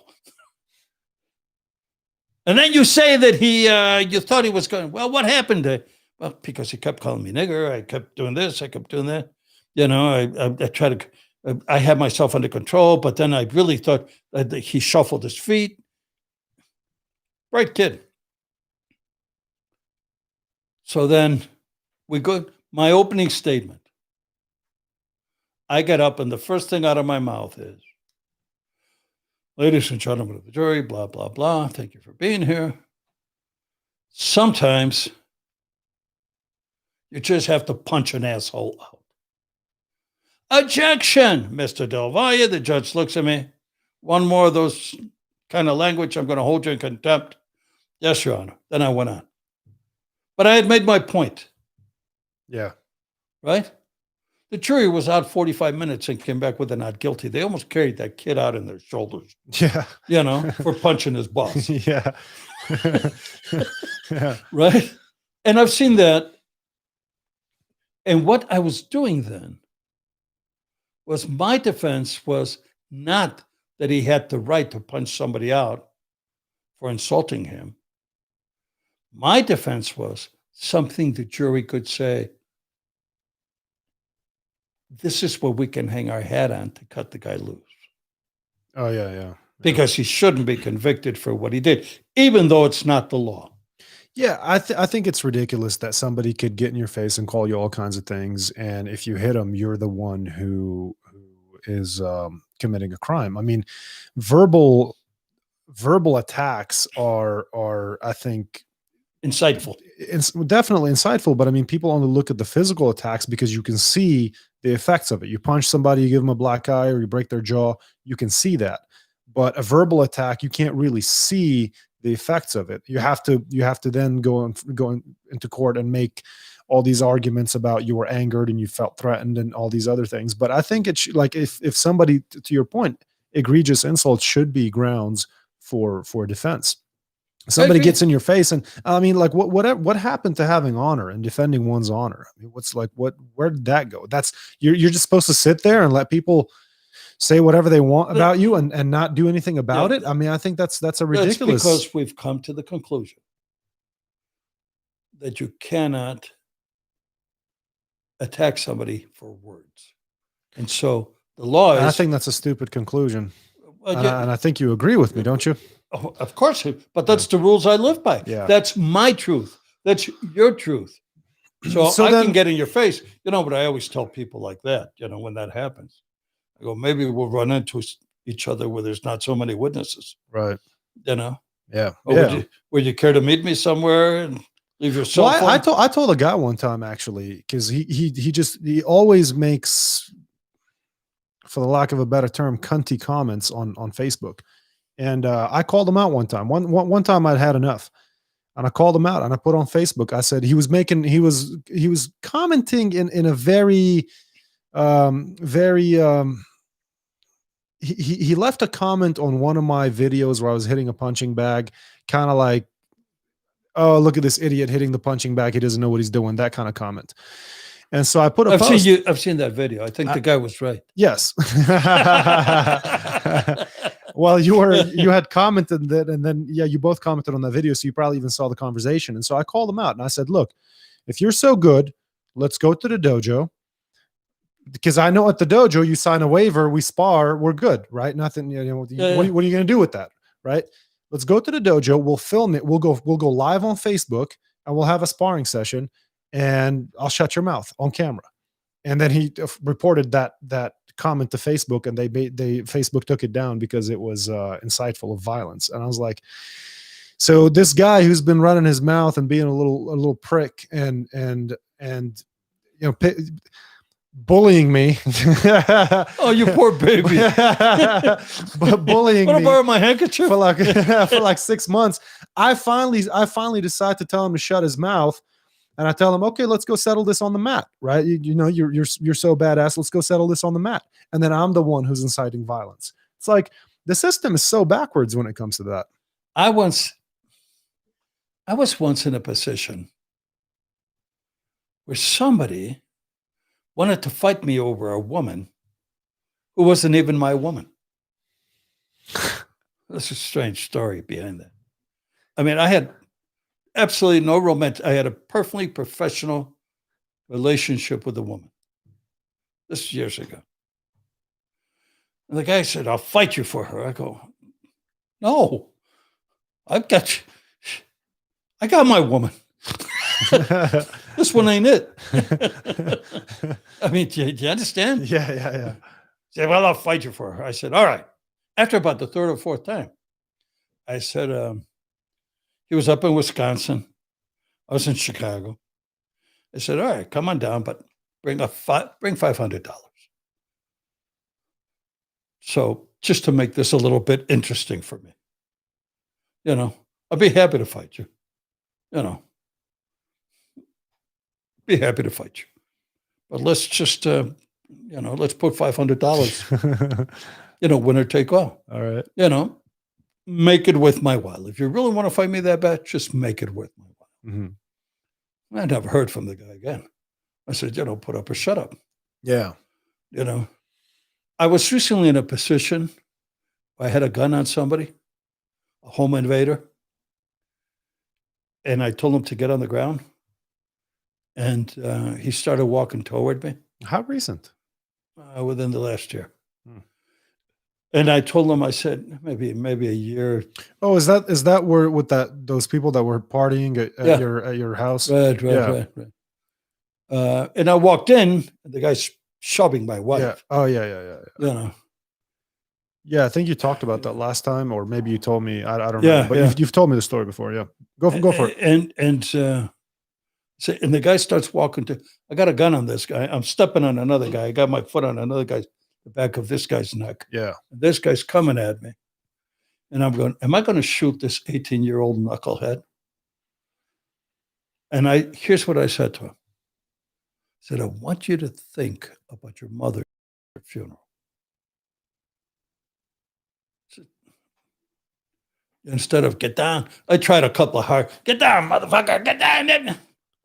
Well, fuck you, man. What are you going to do? Show me. I go, I want you to think about your mother crying at your funeral. Yeah. I stopped. He got down. That's good. Yeah. That's what I was saying earlier. A lot of these young kids don't understand consequences of violence. They just don't get it. They don't understand that you might be you think that you're just picking a fight with somebody at a bar and you think it's cool and you saw a guy kick ass in a movie and then he left with the chick. And so that's what you want to do.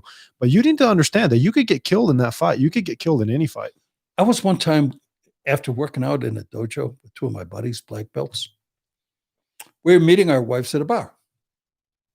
And we're parked our cars and we were walking toward the bar where I made fun of a guy whose car had blown up. And he just went berserk. He started running at me, charging me. This is almost like out of a movie. This guy was one of my first black belts that I gave a guy a black belt to. And this guy here was his first black belt. Dennis Sitcher, Bob Newman. And I shit you not, this guy's running straight at us, just screaming. He had some kind of tool in his hand. You know what these two guys did? They go, Sensei. Just like that. And it was a perfect karate fight. You know how things turn into a melee and you're throwing perfect knife hand block, reverse punch right to the solar plexus, followed up by a front kick. The guy starts drop shit. I hit him so hard, and I did such a good block that his ring flew out of his hand. That becomes relevant. And then as he's going down, I moved behind him. There were people across the street. I grabbed him up under here, stuck my thumb up, and I said, you ain't going down. And I grabbed him by the pecs, and I squeezed his pec and lifted him up. And the people, what's going on? I go, no, it's just buddies. We're having fun. And then I squeezed his pec. I couldn't tell him. And the guy's all out of wind. He's hurt, you know. Now, what I did with that guy? First of all, I sat him down and helped him find his ring. We actually, Dennis and Bob and I, helped the guy find his ring. We gave him his big old ring. It looked like a Super Bowl ring or something like that. It was that kind of a ring. It wasn't that difficult to find. And we were on the sidewalk. I then took him in the bar and bought him a beer and heard this story from him. He goes, I got fired. My girlfriend dumped me and my car just blew up. Oh, geez. He says, and then I jumped 3 black belts. I swear to God, true story. It just kept getting worse for him. You know, I bought the guy a beer. I go, have a beer. And Bob and Dennis are looking at me and they go, where's I said, it's just real simple. I drove him home. I got him in my car, sat him down. I said, don't start any shit. Oh, no. Oh, thank you for the ride home, sir. I drove him home. I knocked on his door. His father answered the door. I said, this is your son. He jumped me. I kicked the shit out of him, but he's okay. Don't let him back out. Keep him home. I'm at a bar with my wife and friends. If he walks in that door, I'm going to shoot him because I'm assuming he's coming back with a shotgun. That's simple. Keep him home for his own safety. And you went back to the bar? Yeah. Why wouldn't you go to another bar?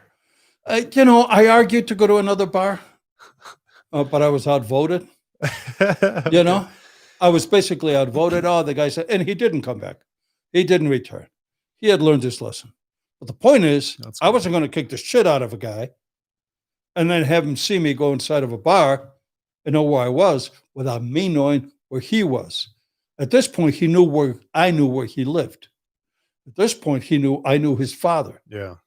At this point, he knew that I could reach out for him if he pulled any kinky shit. And that was the point of that. You know? Yeah. That was the point of that. And that's how, where did I learn that strategy? I learned that strategy working in Vietnam. When we get a local guy, Popular Forces, to join our team and be part of our compound and run patrols with us, we would have a little ceremony. We would get a soccer ball for his kid. We get a little sewing kit for his wife, a doll or two for his daughter if he had any. And then we would take pictures of him and his family. And it was a welcome ceremony. Welcome to our unit. Welcome to you now have the run of our compound. You now have our trust. But guess what? If you breach that trust, here's a picture of your wife and kids, asshole. Yeah. That was the whole thing. We couched it in very nice terms, in very benign terms. And we like you so much, we're going to give your boys, each one of your boys, a soccer ball. Each one of your girls a doll. Your wife's going to get a sewing kit. You know? You're sexually appropriating. Absolutely. You're going to give the wife a sewing kit. What if the wife wants a hammer? Or she gets a sewing kit. Or a pickaxe? I don't care what she wants. Well, we're getting this her photograph. Yeah, I got you. Uh, What's Well, we were talking about abortion a minute ago. I wanted to bring this up, and then we quickly switched topics. What's with Jonathan Swift's modest proposal? oh, he said, well, we should do. Have you ever read that? No, but I just seen you comment on it. A modest proposal. He wrote that all the bastard children of England should be used as food. Oh, geez. Yeah, yeah, This was in the 1700s? yeah. Jonathan Swift was. And who was that guy? He was a wit, social commentator, and a writer, Mhm. and he's also a biographer. Now, was he serious in his proposal? No. Okay. No. That's why it's called. And he was talking about Irish kids. He's being satirical. Yeah, it was a satirical piece. It was a Satirical? satirical piece about dealing with, with the birth of so many children. And partly, and in response to that, Says that's a form of abortion, I would say. If you're gonna eat the, and you're feeding the poor. if you're gonna, wow. I mean, I guess that's one way to try to Keep down the to try to population. reduce the population. Yeah. Do you worry much about that? Do you think about that much about the number of people on Earth and what we're doing to the environment, what we're doing in the tropical forest and the animals that we're eradicating very rapidly, the reduction in wildlife? I'm going to be 74 next month. You don't have time to worry about that. I don't have that much time to give a shit. Okay, that's fair enough. I did what I did. I lived how I lived. Yeah. Yeah, that's As- really as that's long really as more my- of that's really more of a problem for my generation. Yeah, as long as If it's a problem at all, I can't make heads or tails of it. I can't figure it out. what's that old saying? It's a republic if you can keep it. It's a viable world if you can keep it. Yeah. It's But when you rip up all the sea floors and you destroy all the coral reef and all the life that I agree that with it you. gives That's life to, that's pretty bad. that's the price of industrialism, and we have that industrialism because of overpopulation. Well, over industrialism because of overpopulation. I That's think correct. if there were let's say 4 or 5 billion people as opposed to 7.5, you wouldn't have that much industrialism. You wouldn't need to catch that much shrimp. You wouldn't need to catch that much salmon. You wouldn't need to have billions of cows and chickens. What was that Avengers movie? What's that Avengers? Who was the evil guy that made half the world population disappear? I don't know. You remember the Avengers? Genghis Khan. No. What was his name? I've never seen the Avengers. Oh, you've never seen the Avengers? No. A Thor, Thug, or Org, or something like that. And he finally gets to 5 rings, and he makes half the world's population flake away. Well, all we have to do is just convince people to only have one child. Yeah. For 2 or 3 generations. That's pretty much it. Yeah, maybe not even that long, because somebody's going to die from a shark bite. Somebody's going to fall off a ladder. Over 3,000 people a year die just on Texas roads, just driving around in Texas. And That's not enough. That's not enough. It's not enough when there's people having 4, 5, 6, 7, 8 kids. But if everybody was just having 1 or 2, like I say, for every couple, have 2. For just Well, one, you're replacing yourself. yeah, one for the man, one for the woman, and the numbers will start to come down if every couple just had, let's say, 1 or 2 children. We now have birth control. What's the problem with? Why are we having so many kids? People just don't think, or that's just kind of the environment that they were brought into. Well, that's you right. You have a kid when you're 16. When you're 18, you fall in love with another idiot. You have another kid, and then when you're 21, you fall in love with another idiot, and you have another kid, and the cycle just continues. And you don't even have the thought of, how am I going to raise these kids? Because you were raised on government aid, and you just think like, okay, well, I'll have this kid, I'll get this much money from the government, I'll have another kid. Well, not only that, and you're not thinking about the prospects of this child's future. And so this is one thing I notice, in a big difference between how Middle Eastern men are raised. And I don't like to say Americans, because America's so vast and it's so different culturally, but I don't see as much of that in America as I do in the Middle East. Every boy in the Middle East, from the time that you're a kid, from the time that you're 7 years old, 8 years old, you're told by your parents that you need to start working, You need to think about your future. You need to have a house. You need to have a good job so you can buy a house, so you can buy a car, so that you can get married and support a family. That's just drilled into a little boy's head from the time that they're little kids, 7, 8, 9 years old. What do they do what do they do after school? If your dad's a carpenter, you go help him at the shop. If your dad is a butcher, you go help him at the butchery. If you whatever your dad is, whatever your dad does for a living, you go help him out after school. And you're learning work skills. Kid, do you need to get that? Yeah, I'm on the phone, but I'm still on the thing here. every time you come on the show, your wife calls. Yeah. And so there's this. Jesus Christ, this woman. Yeah. There are no brothels in Texas. She shouldn't be worried about where you're at. Yeah, this is as close as I've been to one in 30 years. Okay. And I think that having that like that sets up a certain structure where none of my friends back home have had kids, except for the ones that got married. None of them. And I mean, I have more friends back home than I do here. None of them have kids. They're all working. They're all saving up to buy a house, or they already bought a house, or they're helping support their parents. But they all went to college. They're all working. Nobody has a kid. Everybody, not everybody, a lot of the people, the kids that I went to high school with, by the time we were out of high school or college, they've had kids. They had 1 or 2 baby mamas or baby daddies here. They had 1 or 2 baby mamas or baby daddies. They had no plan even of how they were going to provide for this kid and try to give them a better future. Well, they don't even think about it. My advice to all young kids that I speak to sometimes as an attorney is avoid 3 things: drugs, jail, and early parenthood. That's great advice. Yeah, because those 3 things, either one of those things, will block your future success. Having said that, how do you define success? You define success by the standard you just repeated to me. For me, it's financial. Yeah, financial. You grew up, you just told us, in a society where you're taught to work, have a good job, have an education. Yeah, I was told that I was the man of the house when I was a little kid. I was told that my mother and my sisters are my responsibility while my dad's out at work. Oh, ditto. Yeah. I was brought up the same way. Yeah.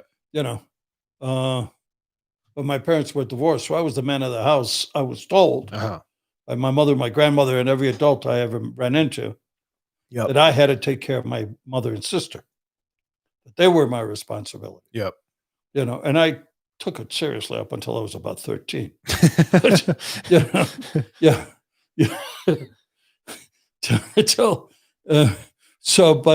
the point being is that you are replicating the environment you are comfortable in.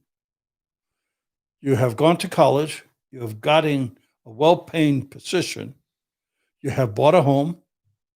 You are doing other things that you like. You are ready now in your own mind to start a family, but not until this point. And you're looking for somebody with your values. But what if you're not brought up that way? What if? That's exactly what I'm saying. And what if, what if my value, the environment I feel comfortable in, is sleeping with my mother, her boyfriend, and my 3 half siblings in the same room? Yeah, that's all you know. That's all. Well, that's what I will aspire to. Right. That's what I'm saying. So part of the failure of our educational system is social education. We can teach you how to read. We can teach you how to add. We can teach you what year Columbus discovered America. We can teach you biology, but we don't teach you how to socialize and how to think of the world around you. We don't teach you how to have aspirations. How often do I hear from kids, "Well, you're a lawyer? Oh my gosh, how did you do it?" I go, "Hang out with me. I'll show you. I'll tell you. Sit down. Here's how you become a lawyer. You graduate from high school or get a GD, you go to college, you take the LSAT, and then you apply to different law schools. Here's what's important: your last 2 years of college grade point average, and how well you do on the LSAT.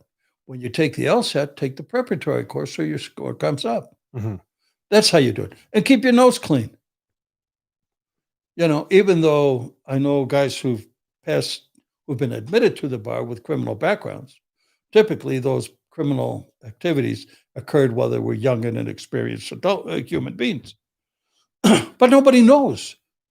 They just look. They don't have anybody to tell them how to get it done. Yeah. What do you do? How do you think about college? I hate college. If your parent only went to the 9th grade and says that's for them, not for us. We're better than they are because we're people of the earth. How does that happen? How do you? Who's saying that? Some poor, ignorant, resentful people, may have that attitude. Or how do you say we're too humble for that? Mm-hmm. How do you convince a kid his own self-image that he is better than this, what he currently is?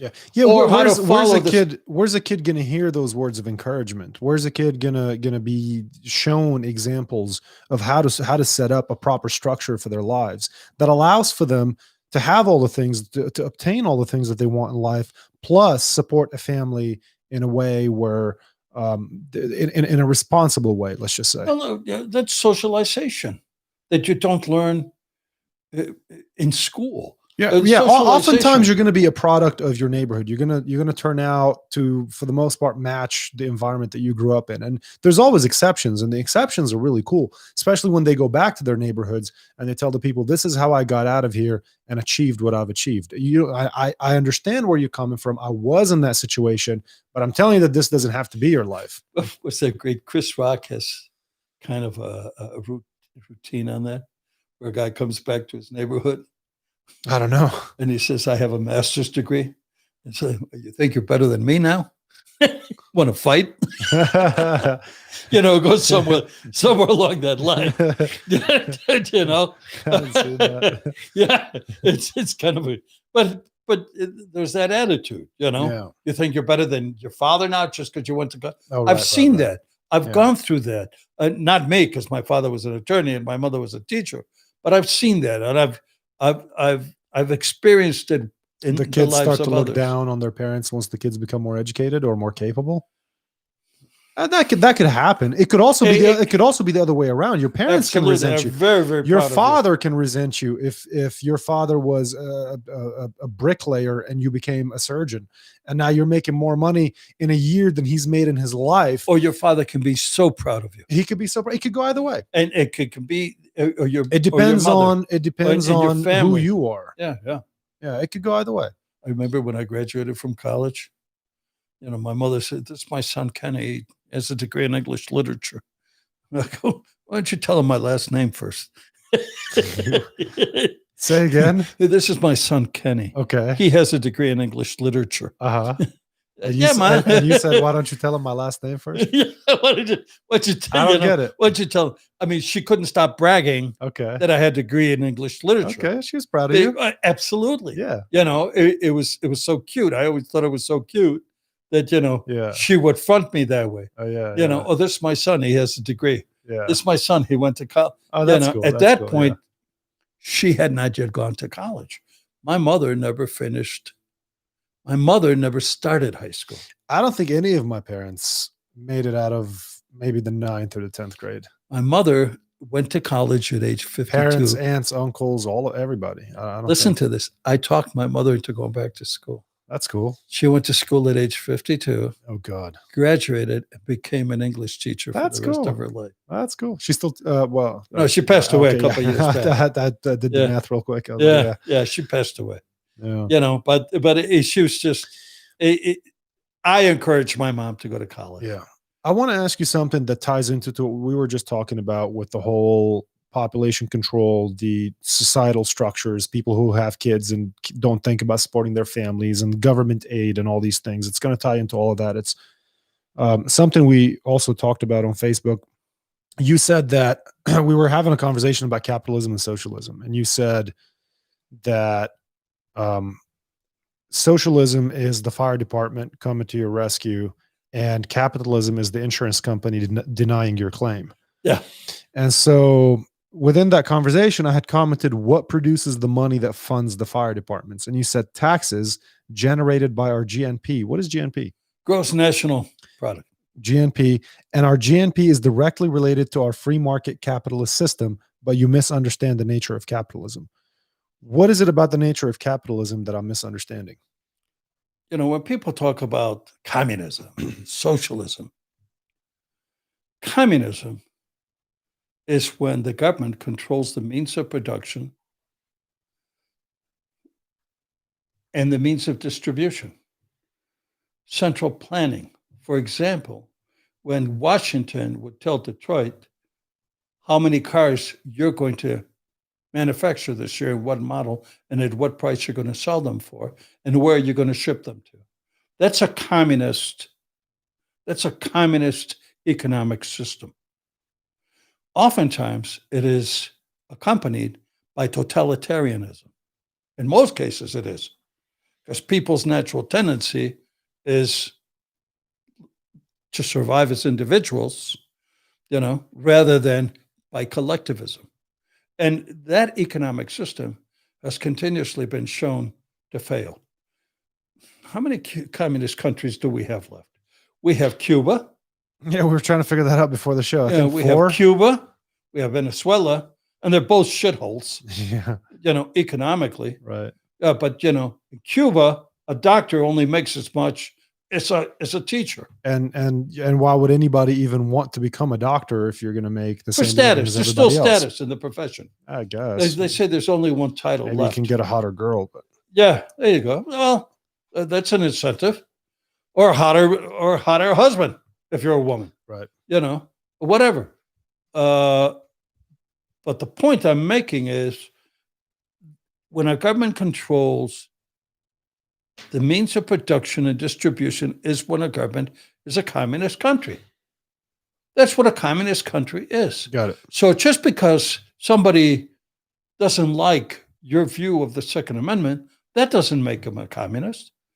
That doesn't make him. That actually a makes you a socialist. free country because you're allowed to disagree in a free country. You Correct. can't disagree. Correct. If you're in Saudi Arabia and you speak out against Islam, they're going to cut your head off. Correct. Yeah. Correct. You know, and that's a totalitarian regime. Yeah. But they're one of the most capitalist countries in the world. Totally. You know. Now, when you get to socialism, well, let me tell you something else. Vietnam is also a declared communist country. But here's an interesting thing. 1 out of every 3 suits I've bought in the past 20 years was made in Vietnam. Yeah. And I'm buying high-end suits. Mhm. I'm buying Ralph Lauren's and stuff like that, right? Mhm. You know, and when I'm paying $1,000 for a suit and I look on the label and it's made in Vietnam, I go, that's great for communism. But how does that work? Because American capitalist corporations are putting the Vietnamese people to work. And the Vietnamese government says, you can come here. You can build a suit factory. But you have to pay our employees so much. China. Is China a communist country? No. I think they tried it and it didn't work. Specifically when it came to agriculture. Well, They ran that experiment and it didn't work. Well, obviously, it And didn't so, work. right. They keep trying it, you know, with So what happened is they had people farm and they couldn't keep any of what they were growing for themselves and for their families. And then the farmers weren't being very productive. And then they decided, okay, let's allow them to keep a little bit of what they're producing to themselves and their families. And then people became more motivated to work and everything got a lot better agriculture wise. what China controls is the means of finance. They no longer control, well, they do have some controls, like, you know, for oil and stuff like that. But what China doesn't control the means of production or the means of distribution. If I want to have my Nikes made, if I'm Nike and I want to have my Nikes manufactured in China, I get It's almost like what's that economic system that Adam Smith railed against? I don't know who Adam Smith is. Adam Smith was the father of capitalism, who wrote a book called The Wealth of Nations, who argued I've for heard of that book. yeah, who argued for free markets. Okay. But it was basically you get a government monopoly on a certain product. The government will allow you to work there, but you have to pay our people this much, like the maquilas in Mexico. We can build Ford, Chevrolet, and whatever parts in Mexico, but they can't go into Mexico. They come back out. Right? Now, if I wanted to do that in Mexico, I would have to go into the interior and open up another factory with the permission of the Mexican government, who may or may not control the means of finance. So if I want to open up a Nike factory and I want to do it in the middle of China, how do I get my financing? How do I get my transportation? Just, I don't mean to cut you off. Just try to stay in front of the mic more. You Okay. can just slide that way a little Yeah. bit. Okay. How do I get? Oh, I'm feeling like Ted Cruz with Trump again. Anyway, how do I get that finance? How do I get that means of transportation? I have to rely on the Chinese government to facilitate those things for me. If I'm in the United States, I don't have to Right. rely on. So we are an openly capitalistic country where private industry or private people or corporations control the means of production and distribution, and private finance. I can go to a bank and get finance for my idea, build a factory, Yes. and then hire a truck to ship it, or hire a boat to take it overseas. That's a very open system. There's all kinds of degrees of that. So what is it that I don't understand about capitalism in terms of a system that takes away from certain individuals and gives to others? That's not capitalism, nor is it communism. What you're talking about is socialism. Okay. I text you. My argument was that what allows for those social elements to exist in our society is a capitalist structure that raises the money, raises the tax dollars that the government then takes and decides, okay, we're now going to turn this capitalist revenue into socialist assistance and pass it out to those in need. You know what? What is the fine line between absolute hunger and social unrest? How do you think, how safe would you be if we didn't have a police department? How safe would you be if we didn't have a fire department? How safe would you be from illness? And how uncomfortable would you be if we didn't have a garbage department? Yep. Government is paying for those systems. Agreed. Up until about 200-300 my years only ago, question was, where's the government getting the money from taxes. to pay for those From systems? taxes. Right, from capitalism. Oh, absolutely. And so in a socialist society, help me understand this. How would it be different in terms of factories and businesses and that provide that tax dollar for the government to then be distributed to the people? Would the governments go broke? Or would the people go broke? I mean, what's the fine balance? How much can you tax a working population in order to provide in America a lot? Yeah, in order to provide sufficient means of livelihood for those who are unable or won't contribute. Yeah.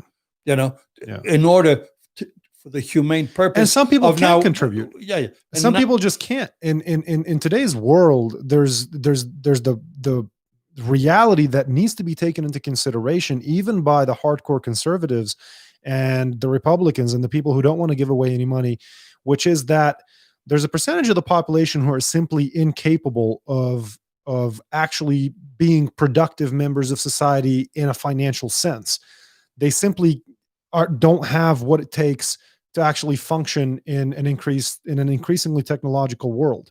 And the proof for that is, I know you like Jordan Peterson. I like Jordan Peterson too. And I've listened to him talk about this. And he talks about how the armed forces turn away anybody with an IQ of under 83. And then you ask the question, how many people have an IQ less than 83? And it's about 10% of the population. So 10% of the population don't have the IQ to make it into the military. And the military is turning these people away in spite of how badly they need new recruits. And so there's 10% of the population that maybe now they still have some things that they can do, but 10, 20, 30 years down the line, there might not be anything for them to do. Doesn't that make you believe in abortion? But it's not a matter of whether I believe in abortion or not. It's a matter of I can't decide on that topic because it's far too complex. Is an 18-year-old high school dropout but now, with an IQ of 75, is he still eligible to be aborted? That should be the question we're asking. Feed him to those people in England. There you go. Or can he make good, or can he be good food? Yeah, probably not. He's probably on a McDonald's and beer diet. And the people at the very bottom of the economic classes need to be listened to, because if you have huge inequity and if you have a lot of poverty drives crime. I mean, that's just been the case forever. If you have a ton of poverty, you see more crime. Any parts of the country where there's the most poverty, call crime? There's the most crime. Poor people's capitalism. That's right. You said drug dealing is poor people's capitalism. And so is most crime. But so there needs to be, I think we need to pay attention to that. And so I think that, taking some taxes from people and redistribute it, let's call it redistribution of wealth. I would rather call it redistribution of income or revenue, because redistribution of wealth, there's an inherent problem with that very title, because you're talking about wealth. You're talking about people who have wealth. Not everybody has wealth, but a lot of people work. And everybody should pay, I think, in a fair society. If we're trying to set up a fair structure, we get rid of progressive tax brackets and everybody pays the same thing. Okay. If you make $1 million, let's say taxes is 10%, you pay $100,000. And if you make $10, you pay $1. But everybody pays the same percent because that's math. And then it's fair. It's the same for everybody. Okay, let's determine this. I'm going to be 74 in a month.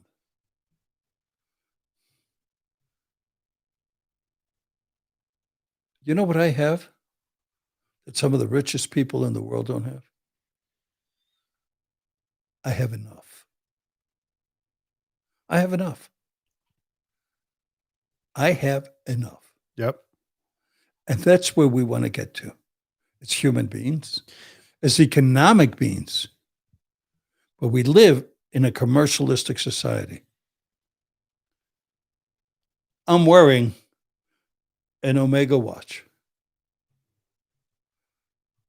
I have a couple of gold Rolexes. I choose not to. I have enough. I'm driving. Yes, but if a somebody, nice car. But wait a minute. I get it. Wait a minute. I don't even use those things anymore. I'm not interested in them. It's got nothing. All right. But now, if you were, and you were setting out to obtain more in a free economy, you should have the right to do so. And you shouldn't be looked upon as I'm not talking about the upper tier. I'm talking about the lower tier. What is enough? I can go in my house and I have something that a king didn't have 250 years ago. Yes. You know what I got? Hot water. I got a shower. Yeah. I got a flushing toilet. Perfect. I have a heater. But I need to interject right there, because this is also something, Jesus. Do you know how to put it on vibrate? Yeah, I do. This is also something that we can connect the phone and bring your wife on the show as well via. Yeah. No, I'm kidding. This is also something that Jordan Peterson talks about. It's probably the only thing that I disagree with Jordan Peterson on, is he always compares people's current living conditions to historical standards. And he says, by historical standards, even if you're making $10,000 a year or 20 or 30, whatever the number is, you're living far better than anybody ever in history if you go back to, like, let's say maybe 1910 and prior. And there's no argument there. The only problem with the problem with that argument is that we're not living in history. We're living today. And so today we need more than a shower and running water. Yeah. We also need a flushing toilet. We need access to good medical care. Yes. We need good transportation. We need security. We need to be able to provide education. We need to be able to call the fire department, the police department, and the garbage department. We need to be secure in our homes. We need to flip that switch and have the lights come on. We need all those things. And of course, nobody had those things 200 years ago. You're still how talking do you about assure- utilities, which that's yes, what it's we all are very of. important. Correct. The right to an Utilities, education, medicine, the food. right to an education, the ability the opportunity to be educated so that we can become productive members of society. We need all those things. But that's all we get. That's all the government owes us. Yep. And that's perfect. And that's more than enough. Correct. And what does that do? That equals the opportunity. There can be no equality of outcome. Government cannot mandate that everybody come out, ready to run Amazon. I think that's or perfect. IBM. Yeah. Equality but of you need outcome is a equality. terrible thing. I'll tell you an interesting Equality, thing. well, that's again, the argument is always, I've never heard anybody disagree on this, is that equality of opportunity is desirable, and that's what we should all be striving for. Equality of outcome is what, say, the feminists fight for, and it's a bullshit proposal, and it's a bad thing. Whoever fights for that, is living in another world. The socialists and the feminists, don't the socialists fight for equality of outcome? Don't they want to level all levels of wealth? Don't they want everybody to live the same? Because they want to. No, that's communism and central planning. They want to strip the wealthy of all of their money. They want to tax people 90% who make more than $1 million a year. Well, yeah, and I want Warren Buffett to put me in his will. But it ain't going to happen. That's not going to happen. But okay, but the wealthy already pay way more taxes than everybody else. I mean, the cutoff for federal income tax, I believe, is 37%. Yeah. Okay, and then on top of that, in states, well, in you have terms state of income tax, tax in also terms in of other tax states. for the very wealthy. Why is somebody who's working their ass off to obtain a high position that pays them really well going to pay 37% of their income to support those who don't? I agree. You're preaching to the choir here, because here's what I think. High taxation rates discourage innovation. Yes. They discourage risk. They discourage a lot of things. Yes. So we're always walking a fine balance between how much tax do we need to get from a certain group in order to provide services for all of us that we all agree we should have. Mm-hmm. And we just talked about those. Yep. Without getting to the point where they're going to run to another country, affect employment here. Why is it that they're at the maquilas? We have American things being made in Mexico. We have American products being made that we utilize here, being made in China. Why is my suit made in Vietnam? Cheap labor. Because my $1,000 suit would cost $3,000 if it was made, right, in New Jersey. Yep. That's the problem. So it's a continuous balancing act, and if I'm a suit manufacturer and I have to pay somebody $30 an hour in New Jersey, or I have to pay somebody $6 an hour in Vietnam, guess where I'm fucking going? I'm going to Nam. Because now, talk about the price of oil, the price of transport. I can have those suits made in Vietnam, put them on a crate, transport them across the ocean, and get them here to the American market and make more of a profit, even if I didn't have to transport them in the United States. So now we're talking about the price of oil. Mm-hmm. And how do we keep the price of oil down? So that transport of outside of the country goods is a viable economic option for people distributing those goods in the United States. These are things that a lot of people don't follow. It's like pushing down one domino and it hits all the other dominoes. Yeah, it's never just one thing. There's always and it's a other continuous effects. Balancing act. I don't believe the Republicans or the Democrats are either right wing or left wing. They're different set of managers. Mm-hmm. We don't live in a and they need to be able to have proper discussions about what to do, because like you said, it is a balancing act. And so something that when it comes to being productive in society, financially speaking, The conservative argument is typically that there's a job for everybody if they work hard enough. And again, that's not true. And the liberals like to think that anybody can be taught to do anything. And again, we know that that's not true. I don't agree with that. But I think there should be conversation. That's why you need political dialogue to actually to be able to arrive at some common ground. Because again, you need to have common ground. People need to be listened to, because if things get bad enough at the very bottom, those people will just that's when you get revolutions, because people will say, well, fuck it, what do we have to lose? Have you seen any of the videos of gangs of youth on bicycles, 20, 30 kids, hit a major store and just looted the shit out of it in broad daylight? What, recently? Yeah, yeah. Where? You know, like in New York, they pull over a car, they stomp on a car, they do this.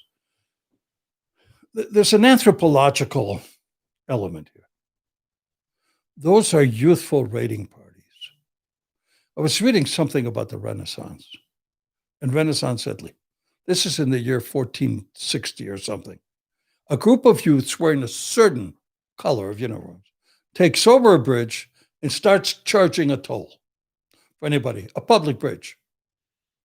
That's a gang charging people to cross a public bridge. Yeah. They had to call the soldiers and the militia out to disperse them. Next day they were back. And the next day they were back.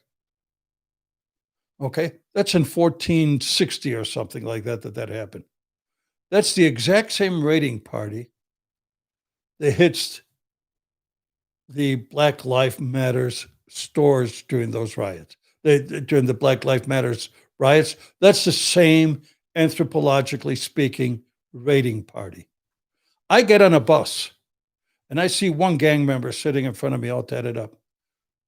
We're going to nod at each other and go, hey, two guys, maybe they're looking at me a little. Three guys, one of them's motherfucking me. Four guys, I got to pull my shit out. Mm-hmm. Because they become a raiding party. You take a fire team, diamond shape, 1, 2, 3, 4. You move as 4 men. Mm-hmm. You see 4 kids, that's a raiding group.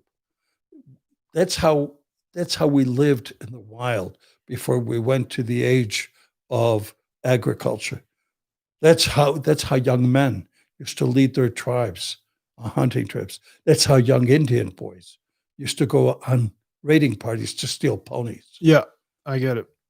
No, I agree with that. I think, but the reason I brought this up is because I felt like we were having a lot of misunderstanding on Facebook about capitalism and socialism. And I think we're on the same page. Now, when we talk about it, it's like we're on the same page.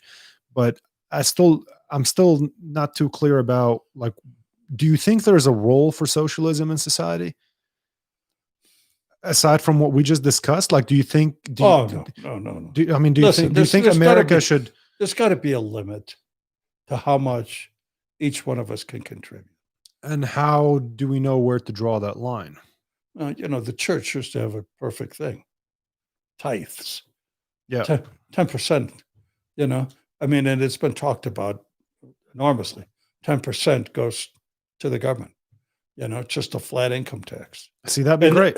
I wouldn't have a problem with that. That's as ancient as things get. Yeah, I wouldn't have a problem when we with talk that. about taxes. I would have less of a problem if my tax bracket went up a few percent, but everybody else was brought up to that same level. 10%. As opposed to 10, 20, 30, whatever, as long as everybody's at that same, contributing the same amount percentage-wise, I'm okay with it. Yeah. I think I have another tip for you. I think there's an attack on I have another tip up for you how to save money. Productivity. How? Cash business. Well, it's difficult when you do a podcast. Yeah. That's of course a joke.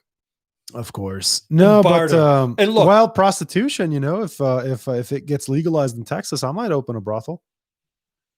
That'll be a lot of cash. But then at some point you have to deposit that cash. What are you going to put it all in your house? No.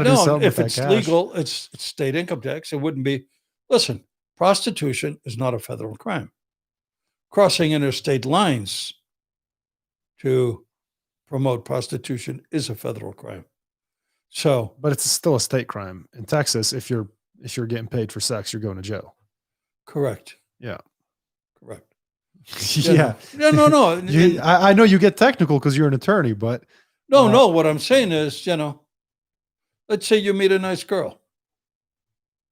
where's this going? Yeah, you develop a nice relationship with her. And you help her out with the rent. Uh-huh. Are you paying for sex? Yeah. I mean, it depends on the relationship, but I see that dynamic a lot. Of course. Yeah. Of course it exists. Yeah, the sugar daddy, sugar baby thing. I mean, that's prostitution. A lot of how about the girls who say, "Oh, I won't sleep with a guy until he takes me to a nice dinner." I mean, well, what the hell is that? That's prostitution for steak. Exactly. Yeah. It's the same thing. Or I have to be, when So you talk about that sex, cash listen, business. when you talk about sex for money, what a lot of women don't realize is that it's a buyer's market. There are so many poor women out there, Oh yeah. willing to sell themselves, to a guy they like, or willing to continue in a relationship that they're not totally comfortable in for the financial benefits. Didn't you have a son who came home one time with a stripper or Two strippers? or two strippers? What was that about? Oh, Jesus Christ. That's a great fucking story. Do you want to get into it? Yeah. All right. All right. One of my sons, I'm not going to say his name, Okay. had just gotten out of prison Oh, geez. and he was on parole. So he came down and I was going to line him up with a job in the oil fields. My wife doesn't like this particular son because he once borrowed her car and stole her radio from it. So this particular son is probably one of the most well-read people in the world. Uh-huh. But he's also a tier 1 thug. Okay. So my wife graciously admitted him into our house. And he had, his own bedroom, his own bathroom. His clothes were being washed for him. His meals were being cooked. She accepted him into the family. Now, at that time, my younger son was about 18, still at home. So one Thursday night at about 2:30, 3 o'clock, my wife and I were in our bed sleeping. And all of a sudden, the stereo downstairs went on full blast. And my wife and I walked out to the landing. And there's my son with a hooker, not a stripper, a hooker, on two hookers under each other. I said, "Son, what's going on?" He said, "I just met these broads, Pop. I brought one home for me and one for my kid brother." How thoughtful. My wife looked at me and she said something like, "He's got to go, Yeah. And I started laughing. Oh, that's hilarious. I thought it was one of the funniest things That's pretty funny. I'd ever seen him pull out. And then my wife said, "He's gone." I go, "Yeah, I get it." So I said, "Look, son, get these girls out of here and you stay here." Well, he took off with them. Came back a day or two later, And so I told him, I said, "Listen, you the can't Del Valle family is quite colorful." Yeah, I said, "You can't stay here, son." I said, you really, it's not just my house. It's also my wife's house. Yes, of course. And she's the lady of the house. Mm-hmm. And this failure of respect cannot be tolerated. Sure. So the only thing I could do, I love you dearly. You just can't stay here. But you got to go stay somewhere else. Right. So he went and stayed at one of those, weekly stay joints until his job up in Odessa in the oil fields came through. So you mentioned that he's very well read, and you too are very well read. And I wanted to ask you: is there what person from history would you like to sit down and have a conversation with? Jesus. Okay. Why? One person? Yeah. Oh, I want to talk to that guy. Okay. I want to talk to that guy. That's a good choice. Oh yeah, Jesus Christ would be my one person from history. What would you ask him?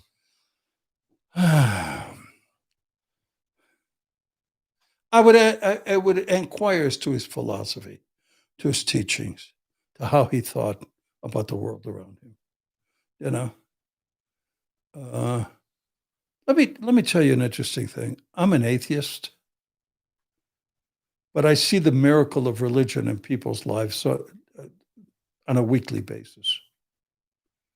Just yesterday, I participated in a sentencing of a woman who has led a tumultuous life since age 13. She is now 43. Mm-hmm. She was looking at 20 years. I was able to get her 37 months. But during the time that she's been awaiting sentencing, she has turned to God. She's turned to Jesus Christ, and she's a believer, a true believer, because I've spoken to her. Uh-huh. And although I am an atheist, when people start telling me how they feel that they have found God or Jesus Christ and have given their lives up to him and been recreated in his image, I have to respect that. I have to admire that. Sure. I have to cherish that as an elevation of the human spirit and the human soul, Sure. and the human being. And I don't doubt that a lot of people often need something greater to themselves to boot themselves into humanity. To humble themselves. Yeah, you just say, and she was talking about how she wants to work with people who have led similar life. She's been a drug addict, ever since the age of 13, a prostitute, raped, beaten, as a kid, and just, drug dealing and this and that, and leading what I call the shithead lifestyle, and all of a sudden there's a chance for her to elevate herself, and she's got 7 kids, 4 of them have been given up. 7 kids. Wait a minute. I think by 5 different guys, right? She still has 3 children who are at the age that they need their mother. She was remorseful that even during some of her pregnancies, she continued to use methamphetamine. And so, and all of a sudden you see somebody genuinely heartfelt, brought out of that psychological, emotional slump that she's been in for 30 years by believing a force greater than hers. I have to admire that. I have to cherish it as a human being, and that's, I love to see things like that. So I may not believe in God, but I believe in religion. Mm-hmm. Yeah. And so I would love to sit down with Jesus Christ and ask him questions. I've read the Bible. I've read some of the Catholic traditional philosophers. I've read Luther's writings. I understand Baptist, the Baptists. I understand the concept of, I understand the concepts and how they play into human growth and human evolution, mental evolution. I like the concept of God. Mm-hmm. I think it's really cool for a lot of people. I wish more people would do that. I can't do that. And believe me, I envy people of faith. I envy people of faith. It's so that you can say, God, I'm gonna do this. That's a wonderful thing. I had that up until I was about 18, 19. War took it out of me. I look at it the other way. I look at it as being, it's more freeing when you don't have that. When you don't have what? What you just talked about. The when people of faith who have that conversation with God about this is what I'm going to do, and whatever conversations they have with them, and they're always acting. All of their actions, they always in the back of their mind have, oh, like God is watching me, and I wonder if God's going to be okay with me doing this or doing that. Or that's not what true belief is. That's not a judge. That's not somebody. I mean, what? You have marriage after sex? That's a sin. Says who? That's. See, I would wish that if I ever sat down with Jesus Christ, that he would be a humanist, and someone who understood human foible, human needs, human desires, and all that stuff. That to me would be a good Messiah, somebody who could be tolerant of people's humanity. Because I'll tell you, this thing, God's watching over you. Well, what's he watching over you for? That you stole something when you were a kid from the five and dime? Right. I remember that thought. I remember feeling I had sinned, I remember going to confession as a kid, and now I look back at that as like, that was the stupidest thing I've ever been a part of. That was great. I love confession. Going to confession. I would work myself. I'm like 9 years old, and the priest is like, well, all right, tell me your sins. I'm like, oh, I talked back to my mom, and that kind of stuff. I'm like, what am I doing here? That was great stuff. I love that stuff. I had to go to confession. I'll tell you a funny story. The first time I got married, my wife wanted to get married in the church. But by that time, I was a confirmed atheist. I'd already been to Vietnam 6 months. Then I got married civilly, did 13 months, 20 days in Vietnam, came back, home on leave. And now, in order to please her family, who were observant Catholics, we had to get married in the church. So her mom we already had a kid, and her mom didn't approve me sleeping with her because we hadn't, So I said, yeah, look, I don't have a problem with that. So you show up at her parents' house with a child and you have to sleep in separate rooms? No, it didn't happen, but her mom was looking at us cross-eyed every morning at breakfast, Okay. So I said, yeah, she's holding you in contempt because right. No, it was important to those folks, so I didn't have a problem with it. You were a reprehensible person. You had caused their daughter to stray from the way. How dare you? That is correct. I've done that to a couple of people's daughters. But anyway, here's the deal. So I went to confession. I had to go through the whole thing. And now I go to confession and I go, well, what am I going to confess? I have no, I said, well, I've been in the military. I've killed a bunch of people. I've caused a bunch of deaths. I talked back to my mom. No, I couldn't figure out what to tell this guy. I said, I was talking about my sex life. Come on, I don't want the priest to get a hard on. If I started telling them fuck stories, right? Talk about people I killed in war, dead bodies I've seen, stealing equipment from this unit for our unit. What am I going to confess? Right. So I said, look, I was in there for 2 minutes.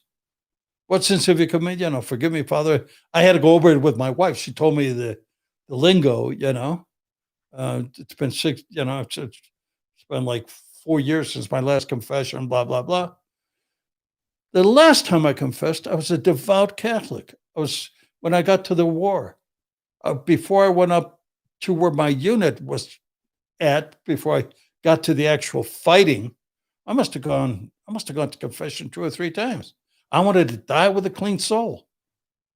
By the time I was done 25 months later, I thought all that stuff was a joke.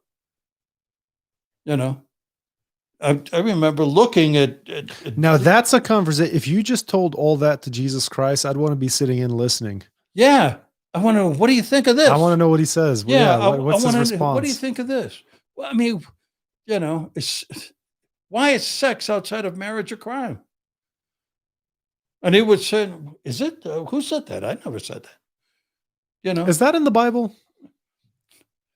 Well, you read the Bible, nothing was written about Christ until at least 100 years after he died. And if you read, about how we deal with John Dillinger and Billy the Kid, it's the same thing. We tell the story we want other people to believe. Well, to me, the confusing part about following the Bible is that it's just a collage of books that was all put together. It's an anthropological work. And you sit there looking at it and you go, okay, like which the like how did this whole thing come together and which parts of it am I supposed to take as What is the Muslim why is there a Muslim prohibition against pork? I don't know. You know why? Because pork need water. Because pork don't have sweat glands. Because pork can't live in a Bedouin society. Because pork cannot live in dry climates. They need water to cool themselves off. Interesting. Correct. But Sheep don't. But it's also the same for the Jews. They don't eat pork. They're an Arab society. They're Semites. The climates are drastically different. No, they're Semitic. From the west of the Arabian Peninsula to the east. Correct. But why don't you eat pork? Because why? Trichinosis. That's why people would die of trichinosis. You know why we have Victorian England becomes a highly moralistic country? You know, why did we do that? Let me go back to Jonathan Swift. The number of legitimate births and children being abandoned. You know, they would orphanages were a full-time business. Mm-hmm. People would have, go leave them at the door of an orphanage. Even my grandmother's nanny was an orphan, delivered to an orphanage in Mexico. Bluest eyes you've ever seen, whitest skin, blondest. By the time I knew her, it was all white. Her Nana Mari. She was found in a silver bassinet at the foot of an orphanage. My great-grandparents bought her from the orphanage, raised them with her own daughters, and Nana Mari became my grandmother's aide-de-camp or whatever, assistant, her playmate, her caretaker. She cared for my father. She cared for me. There were so many illegitimate children. So you have Victorian England. All of a sudden, I get high morals. That cut down. You know what else it cut down?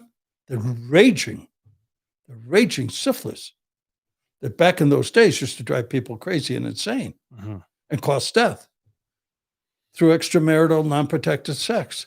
How do you get a people to stop having so much sex and thereby stop the unwanted birth of children that eventually had to be given away? Infanticide, right? And disease. How do you stop all that? How do you stop a venereal disease that actually kills people? It's recent. We all know Al Capone died from syphilis. It went to his brain. They didn't have fucking penicillin back then. I remember on my way to Vietnam, I was aboard a boat one time. It was my third trip back. I was aboard the USS Bear. The chaplain gave a VD lecture. And he talked about the black sif. And we'll go, what's a black sif? Well, it's a syphilis so bad they can't cure it. So if you have it, they won't let you come back to the States. We're all looking at each other like, this guy's fucking, what kind of bullshit is this? Yeah, but that's a religious man trying to protect us from syphilis. Yeah. Even when syphilis could have already been cured. But the whole point is that a lot of the traditions that you see in the Bible have to do with STDs. No, it has to do with biological survival. You don't eat pork because you can die from trichinosis. You don't eat pork because it slows the Bedouin tribes down. What about alcohol and gambling? Because those are the other two no-nos in Islam. Yeah, they have three. They've been the no-nos here too. They have three things they're not supposed to do: eat pork, drink alcohol, and gamble. Well, that's why they go to Vegas. They do. Yeah, there's always a lot of Arabs in Vegas. Yeah. Arabs and Chinese people. Yeah. That's why they go to Vegas. Yeah. That's why Dubai exists. Well, Dubai was trying to open up casinos a couple of years ago, and I think they caught some heat from Saudi Arabia, and so they put a halt on that plan. But I think they'll have them eventually. And the Arab Emirates, the Arab Emirates were at one time, the Las Vegas of the Middle East. Everything you couldn't do in Saudi Arabia, you could do in Yeah, You know, yeah, in Dubai, in the United Arab Emirates, or Kuwait, or Bahrain. I mean, Yeah. a lot of the people who live in Saudi Arabia, if they're within a reasonable distance from Bahrain, that's where they go to party on the weekend. Yeah. There's, it's like going to Juarez for a bunch of kids here, Right. 17 years old. You can get laid and get drunk Yeah. for $20. Yeah. Where are you going to get that? At a McDonald's here? Yeah. I mean, seriously. Well, let's see. Let me pull this quote to you. This is also from something you posted on Facebook. I hope I'm not mistaken about that, but it says, in the first century in Israel, Christianity was a community of believers. Then Christianity moved to Greece and became a philosophy. Then it moved to Rome and became an institution. Then it moved to Europe and became a culture. And then it moved to America and became a business. My question about that is, wasn't it a business all along? It wasn't a business until it came to America? It's always been a business. It's always been a business. Right. All religion is a business. Yeah. If you read Fukuyama's The Origin of Political Organization, you always see religious leaders were always also military leaders. And at a certain point in our history, that began to split. Okay? But religion has always been profitable. There's no doubt about it. Every religion. I think as far back as, look at the Aztecs. They had nothing to do with Christianity, but their religion was profitable for the chiefs. Look at the pharaohs. Not only were they the war leaders, they were the religious leaders. Yeah. They were children of God. That's right. Yeah. So how do you get an uneducated population to venerate you? Well, you associate with God. There is a God. And you're the only one that can communicate I'm with the them. guy that talks to him on your behalf. And not only that, but you're going to tell them what their fate is going to hold after death, which is something that people are terrified of and always want an answer to because it's the unknown. Well, I think that was part of the Christian Revolution. That was also part of ancient Egypt, where they had the Book of the Dead, where you would pay these scribes a certain fee, and the bigger the fee, the better the fate. So they would write in the Book of the Dead what's going to happen to you after you die, and people believed that whatever they wrote, that's what would happen to you. And so the more money they paid them, the better the stuff that they would write for them to happen after they die. I would be a scribe. Yeah, yeah. I'll give you. The funny part, I'll give you a good review. And the funny part is the majority of Egyptians weren't educated and couldn't read it, so they could have been writing all kinds of stuff in there. Well, that's the whole point, as we progress. And that's the same thing with religion. You always have the superpower because you're in communication with the gods, and everybody else is not. Let me stop you a second. That was the Christian Revolution. That's why I think Jesus Christ and the religion that was founded in his As name. the greatest salesman who ever lived? No, not him. But what he did was he offered eternal salvation for free to anyone. Ostensibly. Well, if you believed in him, if you believed in him, you had eternal salvation. That's a good point. Before Jesus Christ, that was for the kings. That was for the nobles. That was for the well-to-do. The guy pulling blocks to build the pyramid, he didn't get eternal salvation. He was not worthy of it. Right. The Christian Revolution is that he offered eternal salvation to all those. All you had to do was believe in Christ, and you were saved. True. Now, why do you think it became so popular? If you were a Viking, you had to die in combat. How are you going to die in combat if you're 82 years old and got arthritis, in order to go to Valhalla? Right? Mm-hmm. Is that the only way that they would get salvation, Vikings?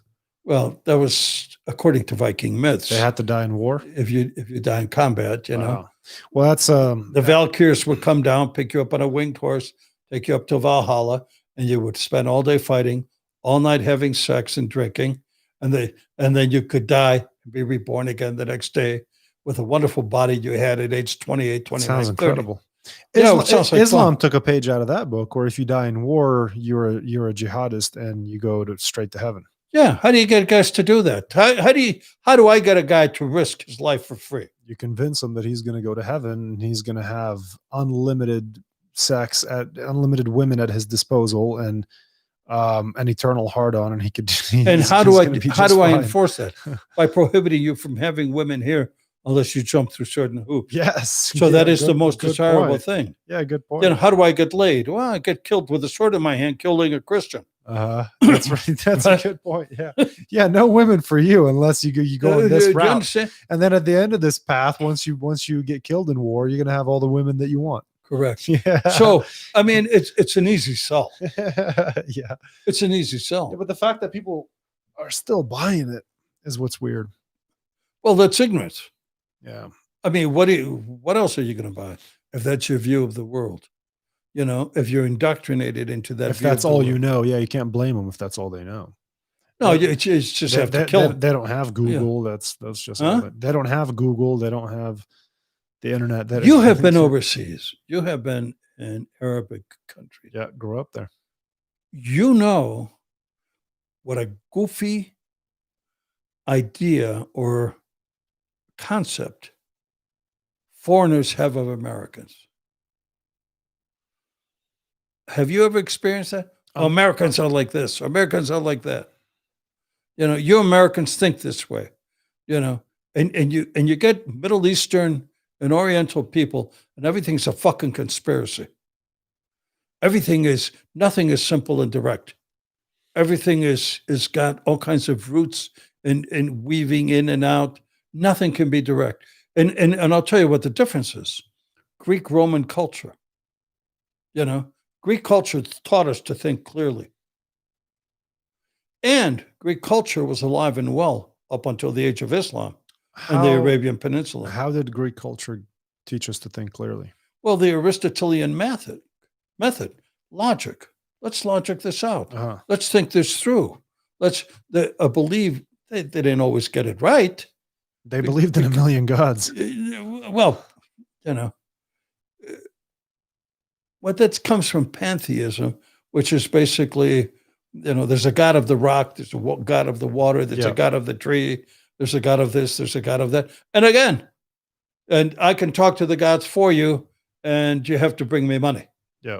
You know? I'll talk to the god of rain, and then they'll water your crops. That's that sort of stuff. Yeah. Because people didn't understand nature. Right. What makes the lightning bolts? Well, that's Zeus throwing lightning bolts. Exactly. You know, what does the sun do this every and day? that's why the more we learn, the less religious people become. I don't think so, because I think there's human beings who still need to believe. I think it's part of the human. They use it for spirituality and finding some sort of sense of belonging, as opposed to an explanation for nature. All right, I agree. But let's take Catholicism just as an example. You know, a person who gets solace from Catholic doctrine, they're also pulled into other stuff, like, you know, you can't be for birth control, or if you are a Southern Baptist, you know, and you have found your way through to Christ and accept Him. But guess what? Now you can't accept evolution, right? And so the problem with religion is that they exclude other logical parts of our lives that we have to deal with, you know? And the ceremony of religion is also pretty cool. You know, I love the concept of a bar mitzvah. Judaism, you're 13 years old, you're a fucking man now. You know, act like one. The rite of passage for both men and women. You know, what rites of passage do we have? Well, you go away to college, you join the military. You know, you get this, you get that. You get this degree, you get that accomplishment. That's a rite of passage. All these are human traits that we've developed through hundreds of thousands of years of social and cultural evolution that also is hardwired into our DNA. You know, and so we find different ways of accomplishing these tasks that oftentimes we don't even understand. Right. I mean, what's an initiation into a gang when you're 13? The same psychological, emotional principle Huh? It's the As same going one to that church. happens in a bar mitzvah. Yes. You're a man now. You're part of a group. Right. You're part of our culture. You're part of the tribe. Right. You know, how does that happen? So we have to recognize the 13-year-old boys. What do? Well, you put them in the Boy Scouts. Yep. Not anymore because they got too many sexual predators. Yeah, but we still have the Catholic Church, even though they have more sexual predators. Yeah. That's always a problem. It's more profitable. There's more money in the Catholic Church than there is in the Boy Scouts. Well, and then feminists want to put girls in the Boy Scouts too, and then it's not the Boy Scouts anymore. It's the Girl Scouts. It's the boy and the Girl Scouts. The boy and the Girl Scouts. I mean, there's Boy Scouts and there's Girl Scouts. Can everybody just be cool with that? Why do we have to intertwine them? No, I'll tell you, we shouldn't. Because at a certain age, boys can be boys and girls can be girls, but not around each other. Yes. And that's part of the fun. When I'm hanging out with a Boy Scout troop, I'm hanging out with a bunch of guys. I'm establishing group identity and masculinity traits. We're building a fire together. We're pitching a tent together. We're going hiking and doing this or that together. The same thing with women. Now, whether certain activities should relate, it's up to the individual people. So you don't think that masculinity is toxic? What do you think about toxic masculinity? I love toxic masculinity. Why? Huh? Why? How do you define toxic masculinity, first of all? I don't know. I'm joking. I'll tell you something. You're either masculine or you're not. Well, and I don't think that. Well, wait a minute. I'm supposed to run in my house and save my wife. When there's a noise downstairs, my wife doesn't grab a gun and go look. When we are walking from our car in a parking lot toward a party hall, and two guys come across us wearing hoodies with their hands in their pockets, I'm the guy that looks at them and says, "Keep walking, assholes," which is exactly what I've done at certain times. Now, does that mean I get to hit my wife? No. What is toxic masculinity? Being bossy? Well, it's a tit for tat world. I think the feminists would define it as somebody who is oppressing women. Well, fuck you if you feel oppressed. Get the fuck out. Right. My wife is oppressing me. But she still brings me a fucking hot cup of coffee every morning when I'm upstairs in my. Do you get it? Right. Yeah. But when it's time to come to bed, and she goes, "I'm not going to bed without you," right? And I need to get up early, so you have to come. Now I'm being oppressed. But guess what?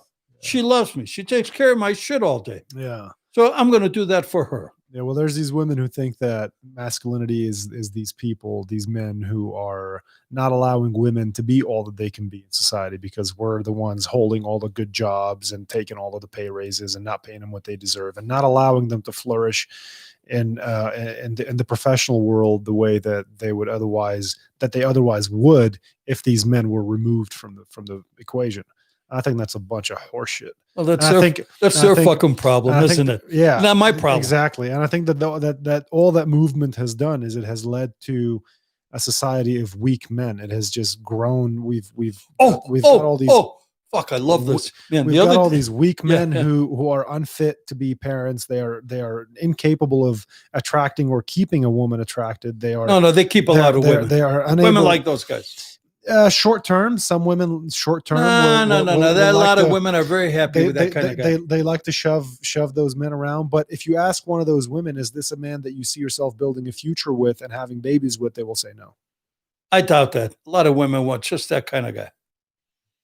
Maybe. No. You and I can't tell. I mean, I'll say no. But let them have that guy. You know what? Let me tell you something. Here's my. I haven't done any extensive research on this, but the reason I feel this way is because anytime I talk to a woman who's an accomplished woman who's in her late 20s or early 30s and really wants to have a relationship and start a family, they are struggling to find a guy who has his shit together and they feel that they can depend on to raise a family.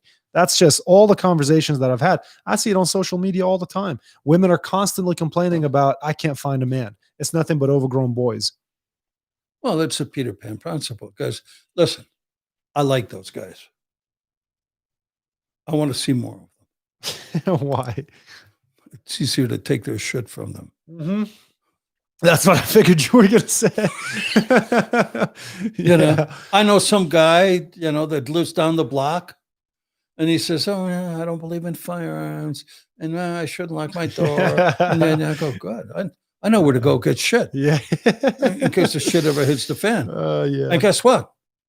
You know, I know I can put a chokehold on that fucking guy, and his wife will do anything I ask her to. Mm-hmm. And he won't stand up for her. That's good to know. Yeah. And you want to know something? Some guy wants to be a pussy, a lifelong pussy. He doesn't want to be an assertive male. God bless him. I couldn't give a shit. When the shit hits the fan, if I'm on fucking Walmart and some asshole starts shooting, I'm not going to go save his ass. He's on his own. Now, if he makes it through life like that, well, God bless him. Well and good. Don't you think that having a lot of that, though, is a detriment to society? You don't think it could be a problem? I couldn't give a rat's ass. It's a detriment to him in certain situations. It may be even beneficial in certain situations. You know, H.G. Wells' The Time Machine is a great fucking story because he goes into the future where everybody's a pussy. And there's been a nuclear war, and certain people went underground, and those people became the bad guys. And certain people, and they're all pacifists. They're all the kind of male you're describing. But they're food for the people below. Mm-hmm. They're food for the people below. And this guy has to come back to his time, get a whole bunch of arms, or go back and teach those people how to defend themselves. You know, and we're living in that time now. You know, I saw, there's a great fucking video. I don't know if a lot of people have seen it. But if it's a guy shooting a AR or a handgun at a firing range, and then he just freaks out, "Oh my God, oh, well, I want that guy's address. I'm going to go pimp slap him and take his fucking wallet. You know, I'm going to send my thug kid over to his house and say, go fuck his wife, steal his car, take his shit, and don't bother me again." You need a place to stay. That's the house that you that's go the to. house. Take your hookers and go over to that guy's house. That's exactly right. Another great story, which just reminded me of that. You know, a lot of people texted me after you're the first time you were on the show. They said you remind them of Joey Diaz, the comedian. I sent you a video of Joey Diaz just because of the way you talk. You don't censor anything. Tough world. It's a tough world. Why do we censor stuff? It is a tough world. And when you have a bunch of people growing up not understanding that it is a tough world, then you get people who go to start a revolution and they start crying on camera when they get maced. And the story I just told you reminded me of a great. I'm having a conversation with a major drug dealer in Chicago. This guy's moving 200 keys a month of coke. Jesus. Right? Little guy sitting next to me. And some other guys are talking about they're having difficulty collecting money. And he says, you don't have to be violent. He says, you know what I do? He says, I just go have one of my guys go live in their house with him.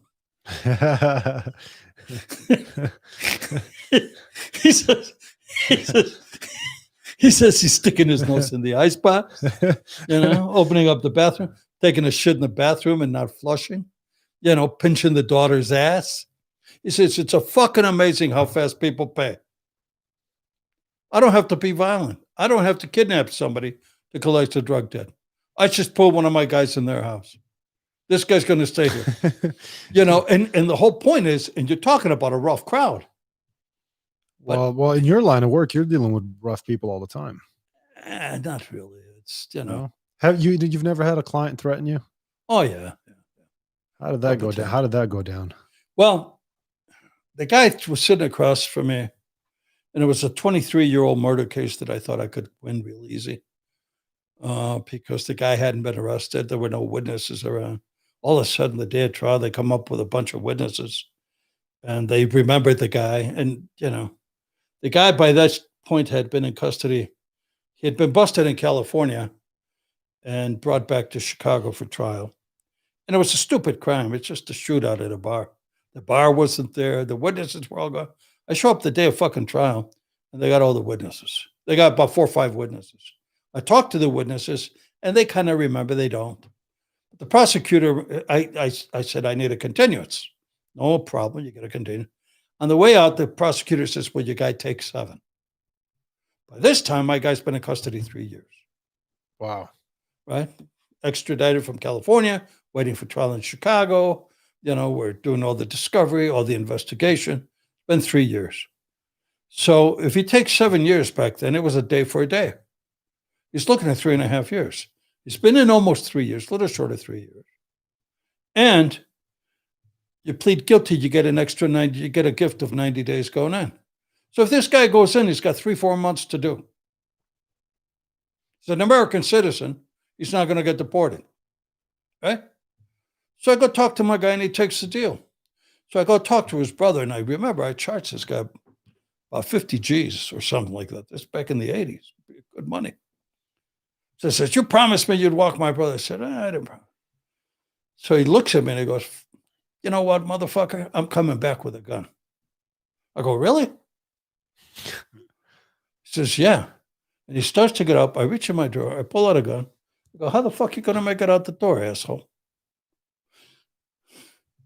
I said, I'm going to shoot you. If you're coming back with a gun, I don't have to, you ain't going. Yeah. And I reach in this drawer while I'm holding this. I remember I have my Browning. I'm holding my Browning here. I reach in here and I pull what a drop gun is? I think I can guess. What's a drop gun? It's to scapegoat somebody. Yeah. Yeah. It's a gun that nobody can trace the owner. Okay. Yeah. Okay. Yeah. Which I got as a gift from a cop that he took off a drug deal. How cool. Yeah. So I got the job, and I'm going to put this gun in your hand, and I'm going to tell the police you pointed it at me. Now turn around so I can shoot you square. I didn't mean it. I really didn't mean it. I go, well, you're talking shit, asshole. How do I know you didn't mean it? That's hilarious that he's threatening an attorney, and then you told him you're going to shoot him and implicate him at the same time. Oh, yeah. I said, I got a perfect self-defense case, sir. That's so great. I said, you got a fucking record. Who do you think they're going to believe? You came in here and pulled the gun on a lawyer. Yeah. And I shot you in self-defense. Yeah. And he has a motive because he's angry about his brother's case. Well, for whatever reason. Yeah. So anyway, that's why he apologized to me.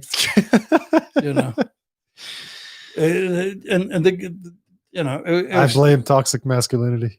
What? I blame toxic masculinity. It ain't toxic. I don't know how. Just go ahead and that's blame what I it. blame. Listen, there's soft guys, there's medium guys, and there's tough guys. Well, you're either prey or predator, right? Just like no. anybody. Listen, I've been prey plenty of times, and I can eat prey. I can eat being prey. Sometimes it's your turn in the barrel, and you got to realize when your turn in the barrel is. I'm not going to win every one. I'm not going to win every fight. I'm not going to win. A guy stole $30,000 from me. Chipped me out of $30,000. Well, what do? I go, okay. Send your son over to his house. No. I say, yeah, well, is it worth it? Is it worth risking my license? Is it worth risking, this or that? It was a lawyer I was sharing a fee with. Stole 30 G's from me. Wow. Right? I had to eat it.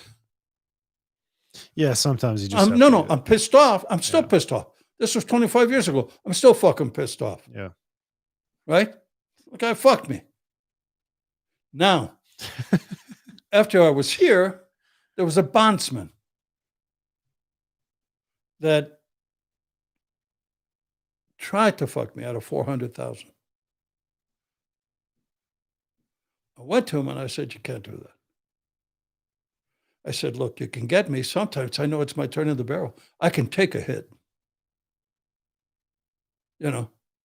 But, I was shaving yesterday and I'm looking in the mirror and I'm thinking, what kind of asshole are you? You're going to let somebody take 400 G's from you. I took one of the steel plates I shoot at 1,000 yards, all peppered with bullet marks. I put on his desk. I said, I can do this at 1,000 yards. Don't make me kill you. Because you can't fuck. You can fuck me at a 30, 40. Well, a guy I invested some money with fucked me at a 50. He's still walking around. The guy's got a wife. He's got a couple of kids. I know I'll never get my money back. Unless I tie him to a pole and beat him for 3 hours. Right. I'm not going to go that far. But I told the guy that owed me 4, I go, this ain't going to happen, bro. I got to fucking kill you. Because I can't look in the fucking mirror. And every time I shave, I'm thinking, you fucking asshole, you let somebody fuck you out of 400 G's? What kind of dipshit are you? I said, I'll never live that down in the fucking mirror. Yeah. Not because, fuck the money. It's you're going to let some fucking jamoke take your money like that? Fuck him. You got to die. Yeah. You know what he said to me? So will you take a check? He said, can I give you a check? I'll give you a check for 100 G's every month. I go, yeah, that'll work. I said, they better not fucking bounce. Here's what he tells me. He goes, go to the bank. He gives me, ask for such and such a person. They're going to tell you there's no money in the account, but ask for this guy and he'll pay you. I said, okay. Sure enough, I got my 400 G's. Yeah. So you're not going to win them all. Yeah. But you got to know where the battle lines are. Mm-hmm. And I've often thought to myself, would I have killed this guy? Yeah. Easy. Fucking easy. I couldn't have slept without killing him. That's simple. Could you have gotten in trouble when you walked into his office with the steel plate and told him that you could do that at 1,000 yards? Could that have been? He had a bodyguard standing there. If he would have called the police, would you have been arrested as threatening his life? He wasn't going to something call the like police. that. But if you did, could that get you in trouble? Yeah, probably. Well, it would have been his word against mine. His bodyguard was there. And you know what I told him? I said, and your boy there? I said, look, this is how it's going to work. You're going to feel something hit your chest. You're going to look down. You're going to see blood. Then you'll hear the noise. I got a 168 grain bullet traveling at 2,650 feet per second. Sound only travels at 180 feet per second. So I got a bullet traveling faster than sound. It'll hit you. You'll drop. You'll hear a big boom. And you'll know it's me because you didn't pay me. Yeah. And I said, and your boy there? I go, don't. I looked at the guy. I go, do yourself a favor. Don't. Just stay out of this. Yeah, just stay out of this. I said, Well, you probably got that bodyguard fired. Huh? You probably got that bodyguard No, I didn't. fired. No. And it was all done in a very gentlemanly way. Yeah, oh, sure. Yeah, that sounds very gentlemanly. It was. It was. But he just had to know the fucking limits. Yeah. Yeah. No, it was. Now, would I have risked being sent up for murder for that? Yeah. Really? Oh, absolutely. I know how far it can go. I know when I actually have to commit an act that's not legit. Yeah. And thank God I haven't had to do that in the last 25 years. Yeah. Thank goodness for that. Yeah. Well, it's we're at 3 hours, Ken. Oh shit! Holy cow! So I got to get out of here. I'm yeah, you gotta go. I'm talking so tough, but my old lady's going to kick my ass. I'm Mr. Fucking Tough Guy. See, right? well, you gotta know your battle lines, right? Yeah. So, real quick before you leave, what kind of dog is that bit you? You've got. I mean, it's pretty bad. I mean, your arm looks chewed up. Yeah, it is. It was a dog outside my house. He was barking at my dog, and I walked up to the dog, and he had a collar on. I tried to grab his collar. Come here, boy. And he I got down. come here, boy. I wanted to see where he belonged and if he was from anybody in the neighborhood. He had a couple of tags on. And I went to reach and he just grabbed me all over. Oh, wow. Then I reached over with his hand. He tore this hand up. Did you punch him? How'd you get away? Nothing, man. I fucking fell on my ass. I was squatting down. I backed up. I fell on my ass. I started reaching for my gun and the dog was already, scampering away. It's talk about a clusterfuck. I got my ass kicked by a fucking dog, Yeah. Well, thanks again for being here. Always a pleasure talking to you. And Always you're always welcome here anytime. And I'd say probably about every 2 to 3 months I'll have enough material off of your Facebook posts to do another podcast. So yeah, that's it. It's let's get out of here. All right, and always great. It's Saturday. Let's I don't know. Yeah. Let's go party or whatever it is you're gonna do. So I have to take my wife out to dinner. that sounds like a good plan. Plan. So great talking to you. You too. Anybody watching? This guy's great. Oh, thanks. Love his podcasts. Thank you, Ken. Thank you. See you later, everybody. Bye. 3 hours goes by quickly, huh?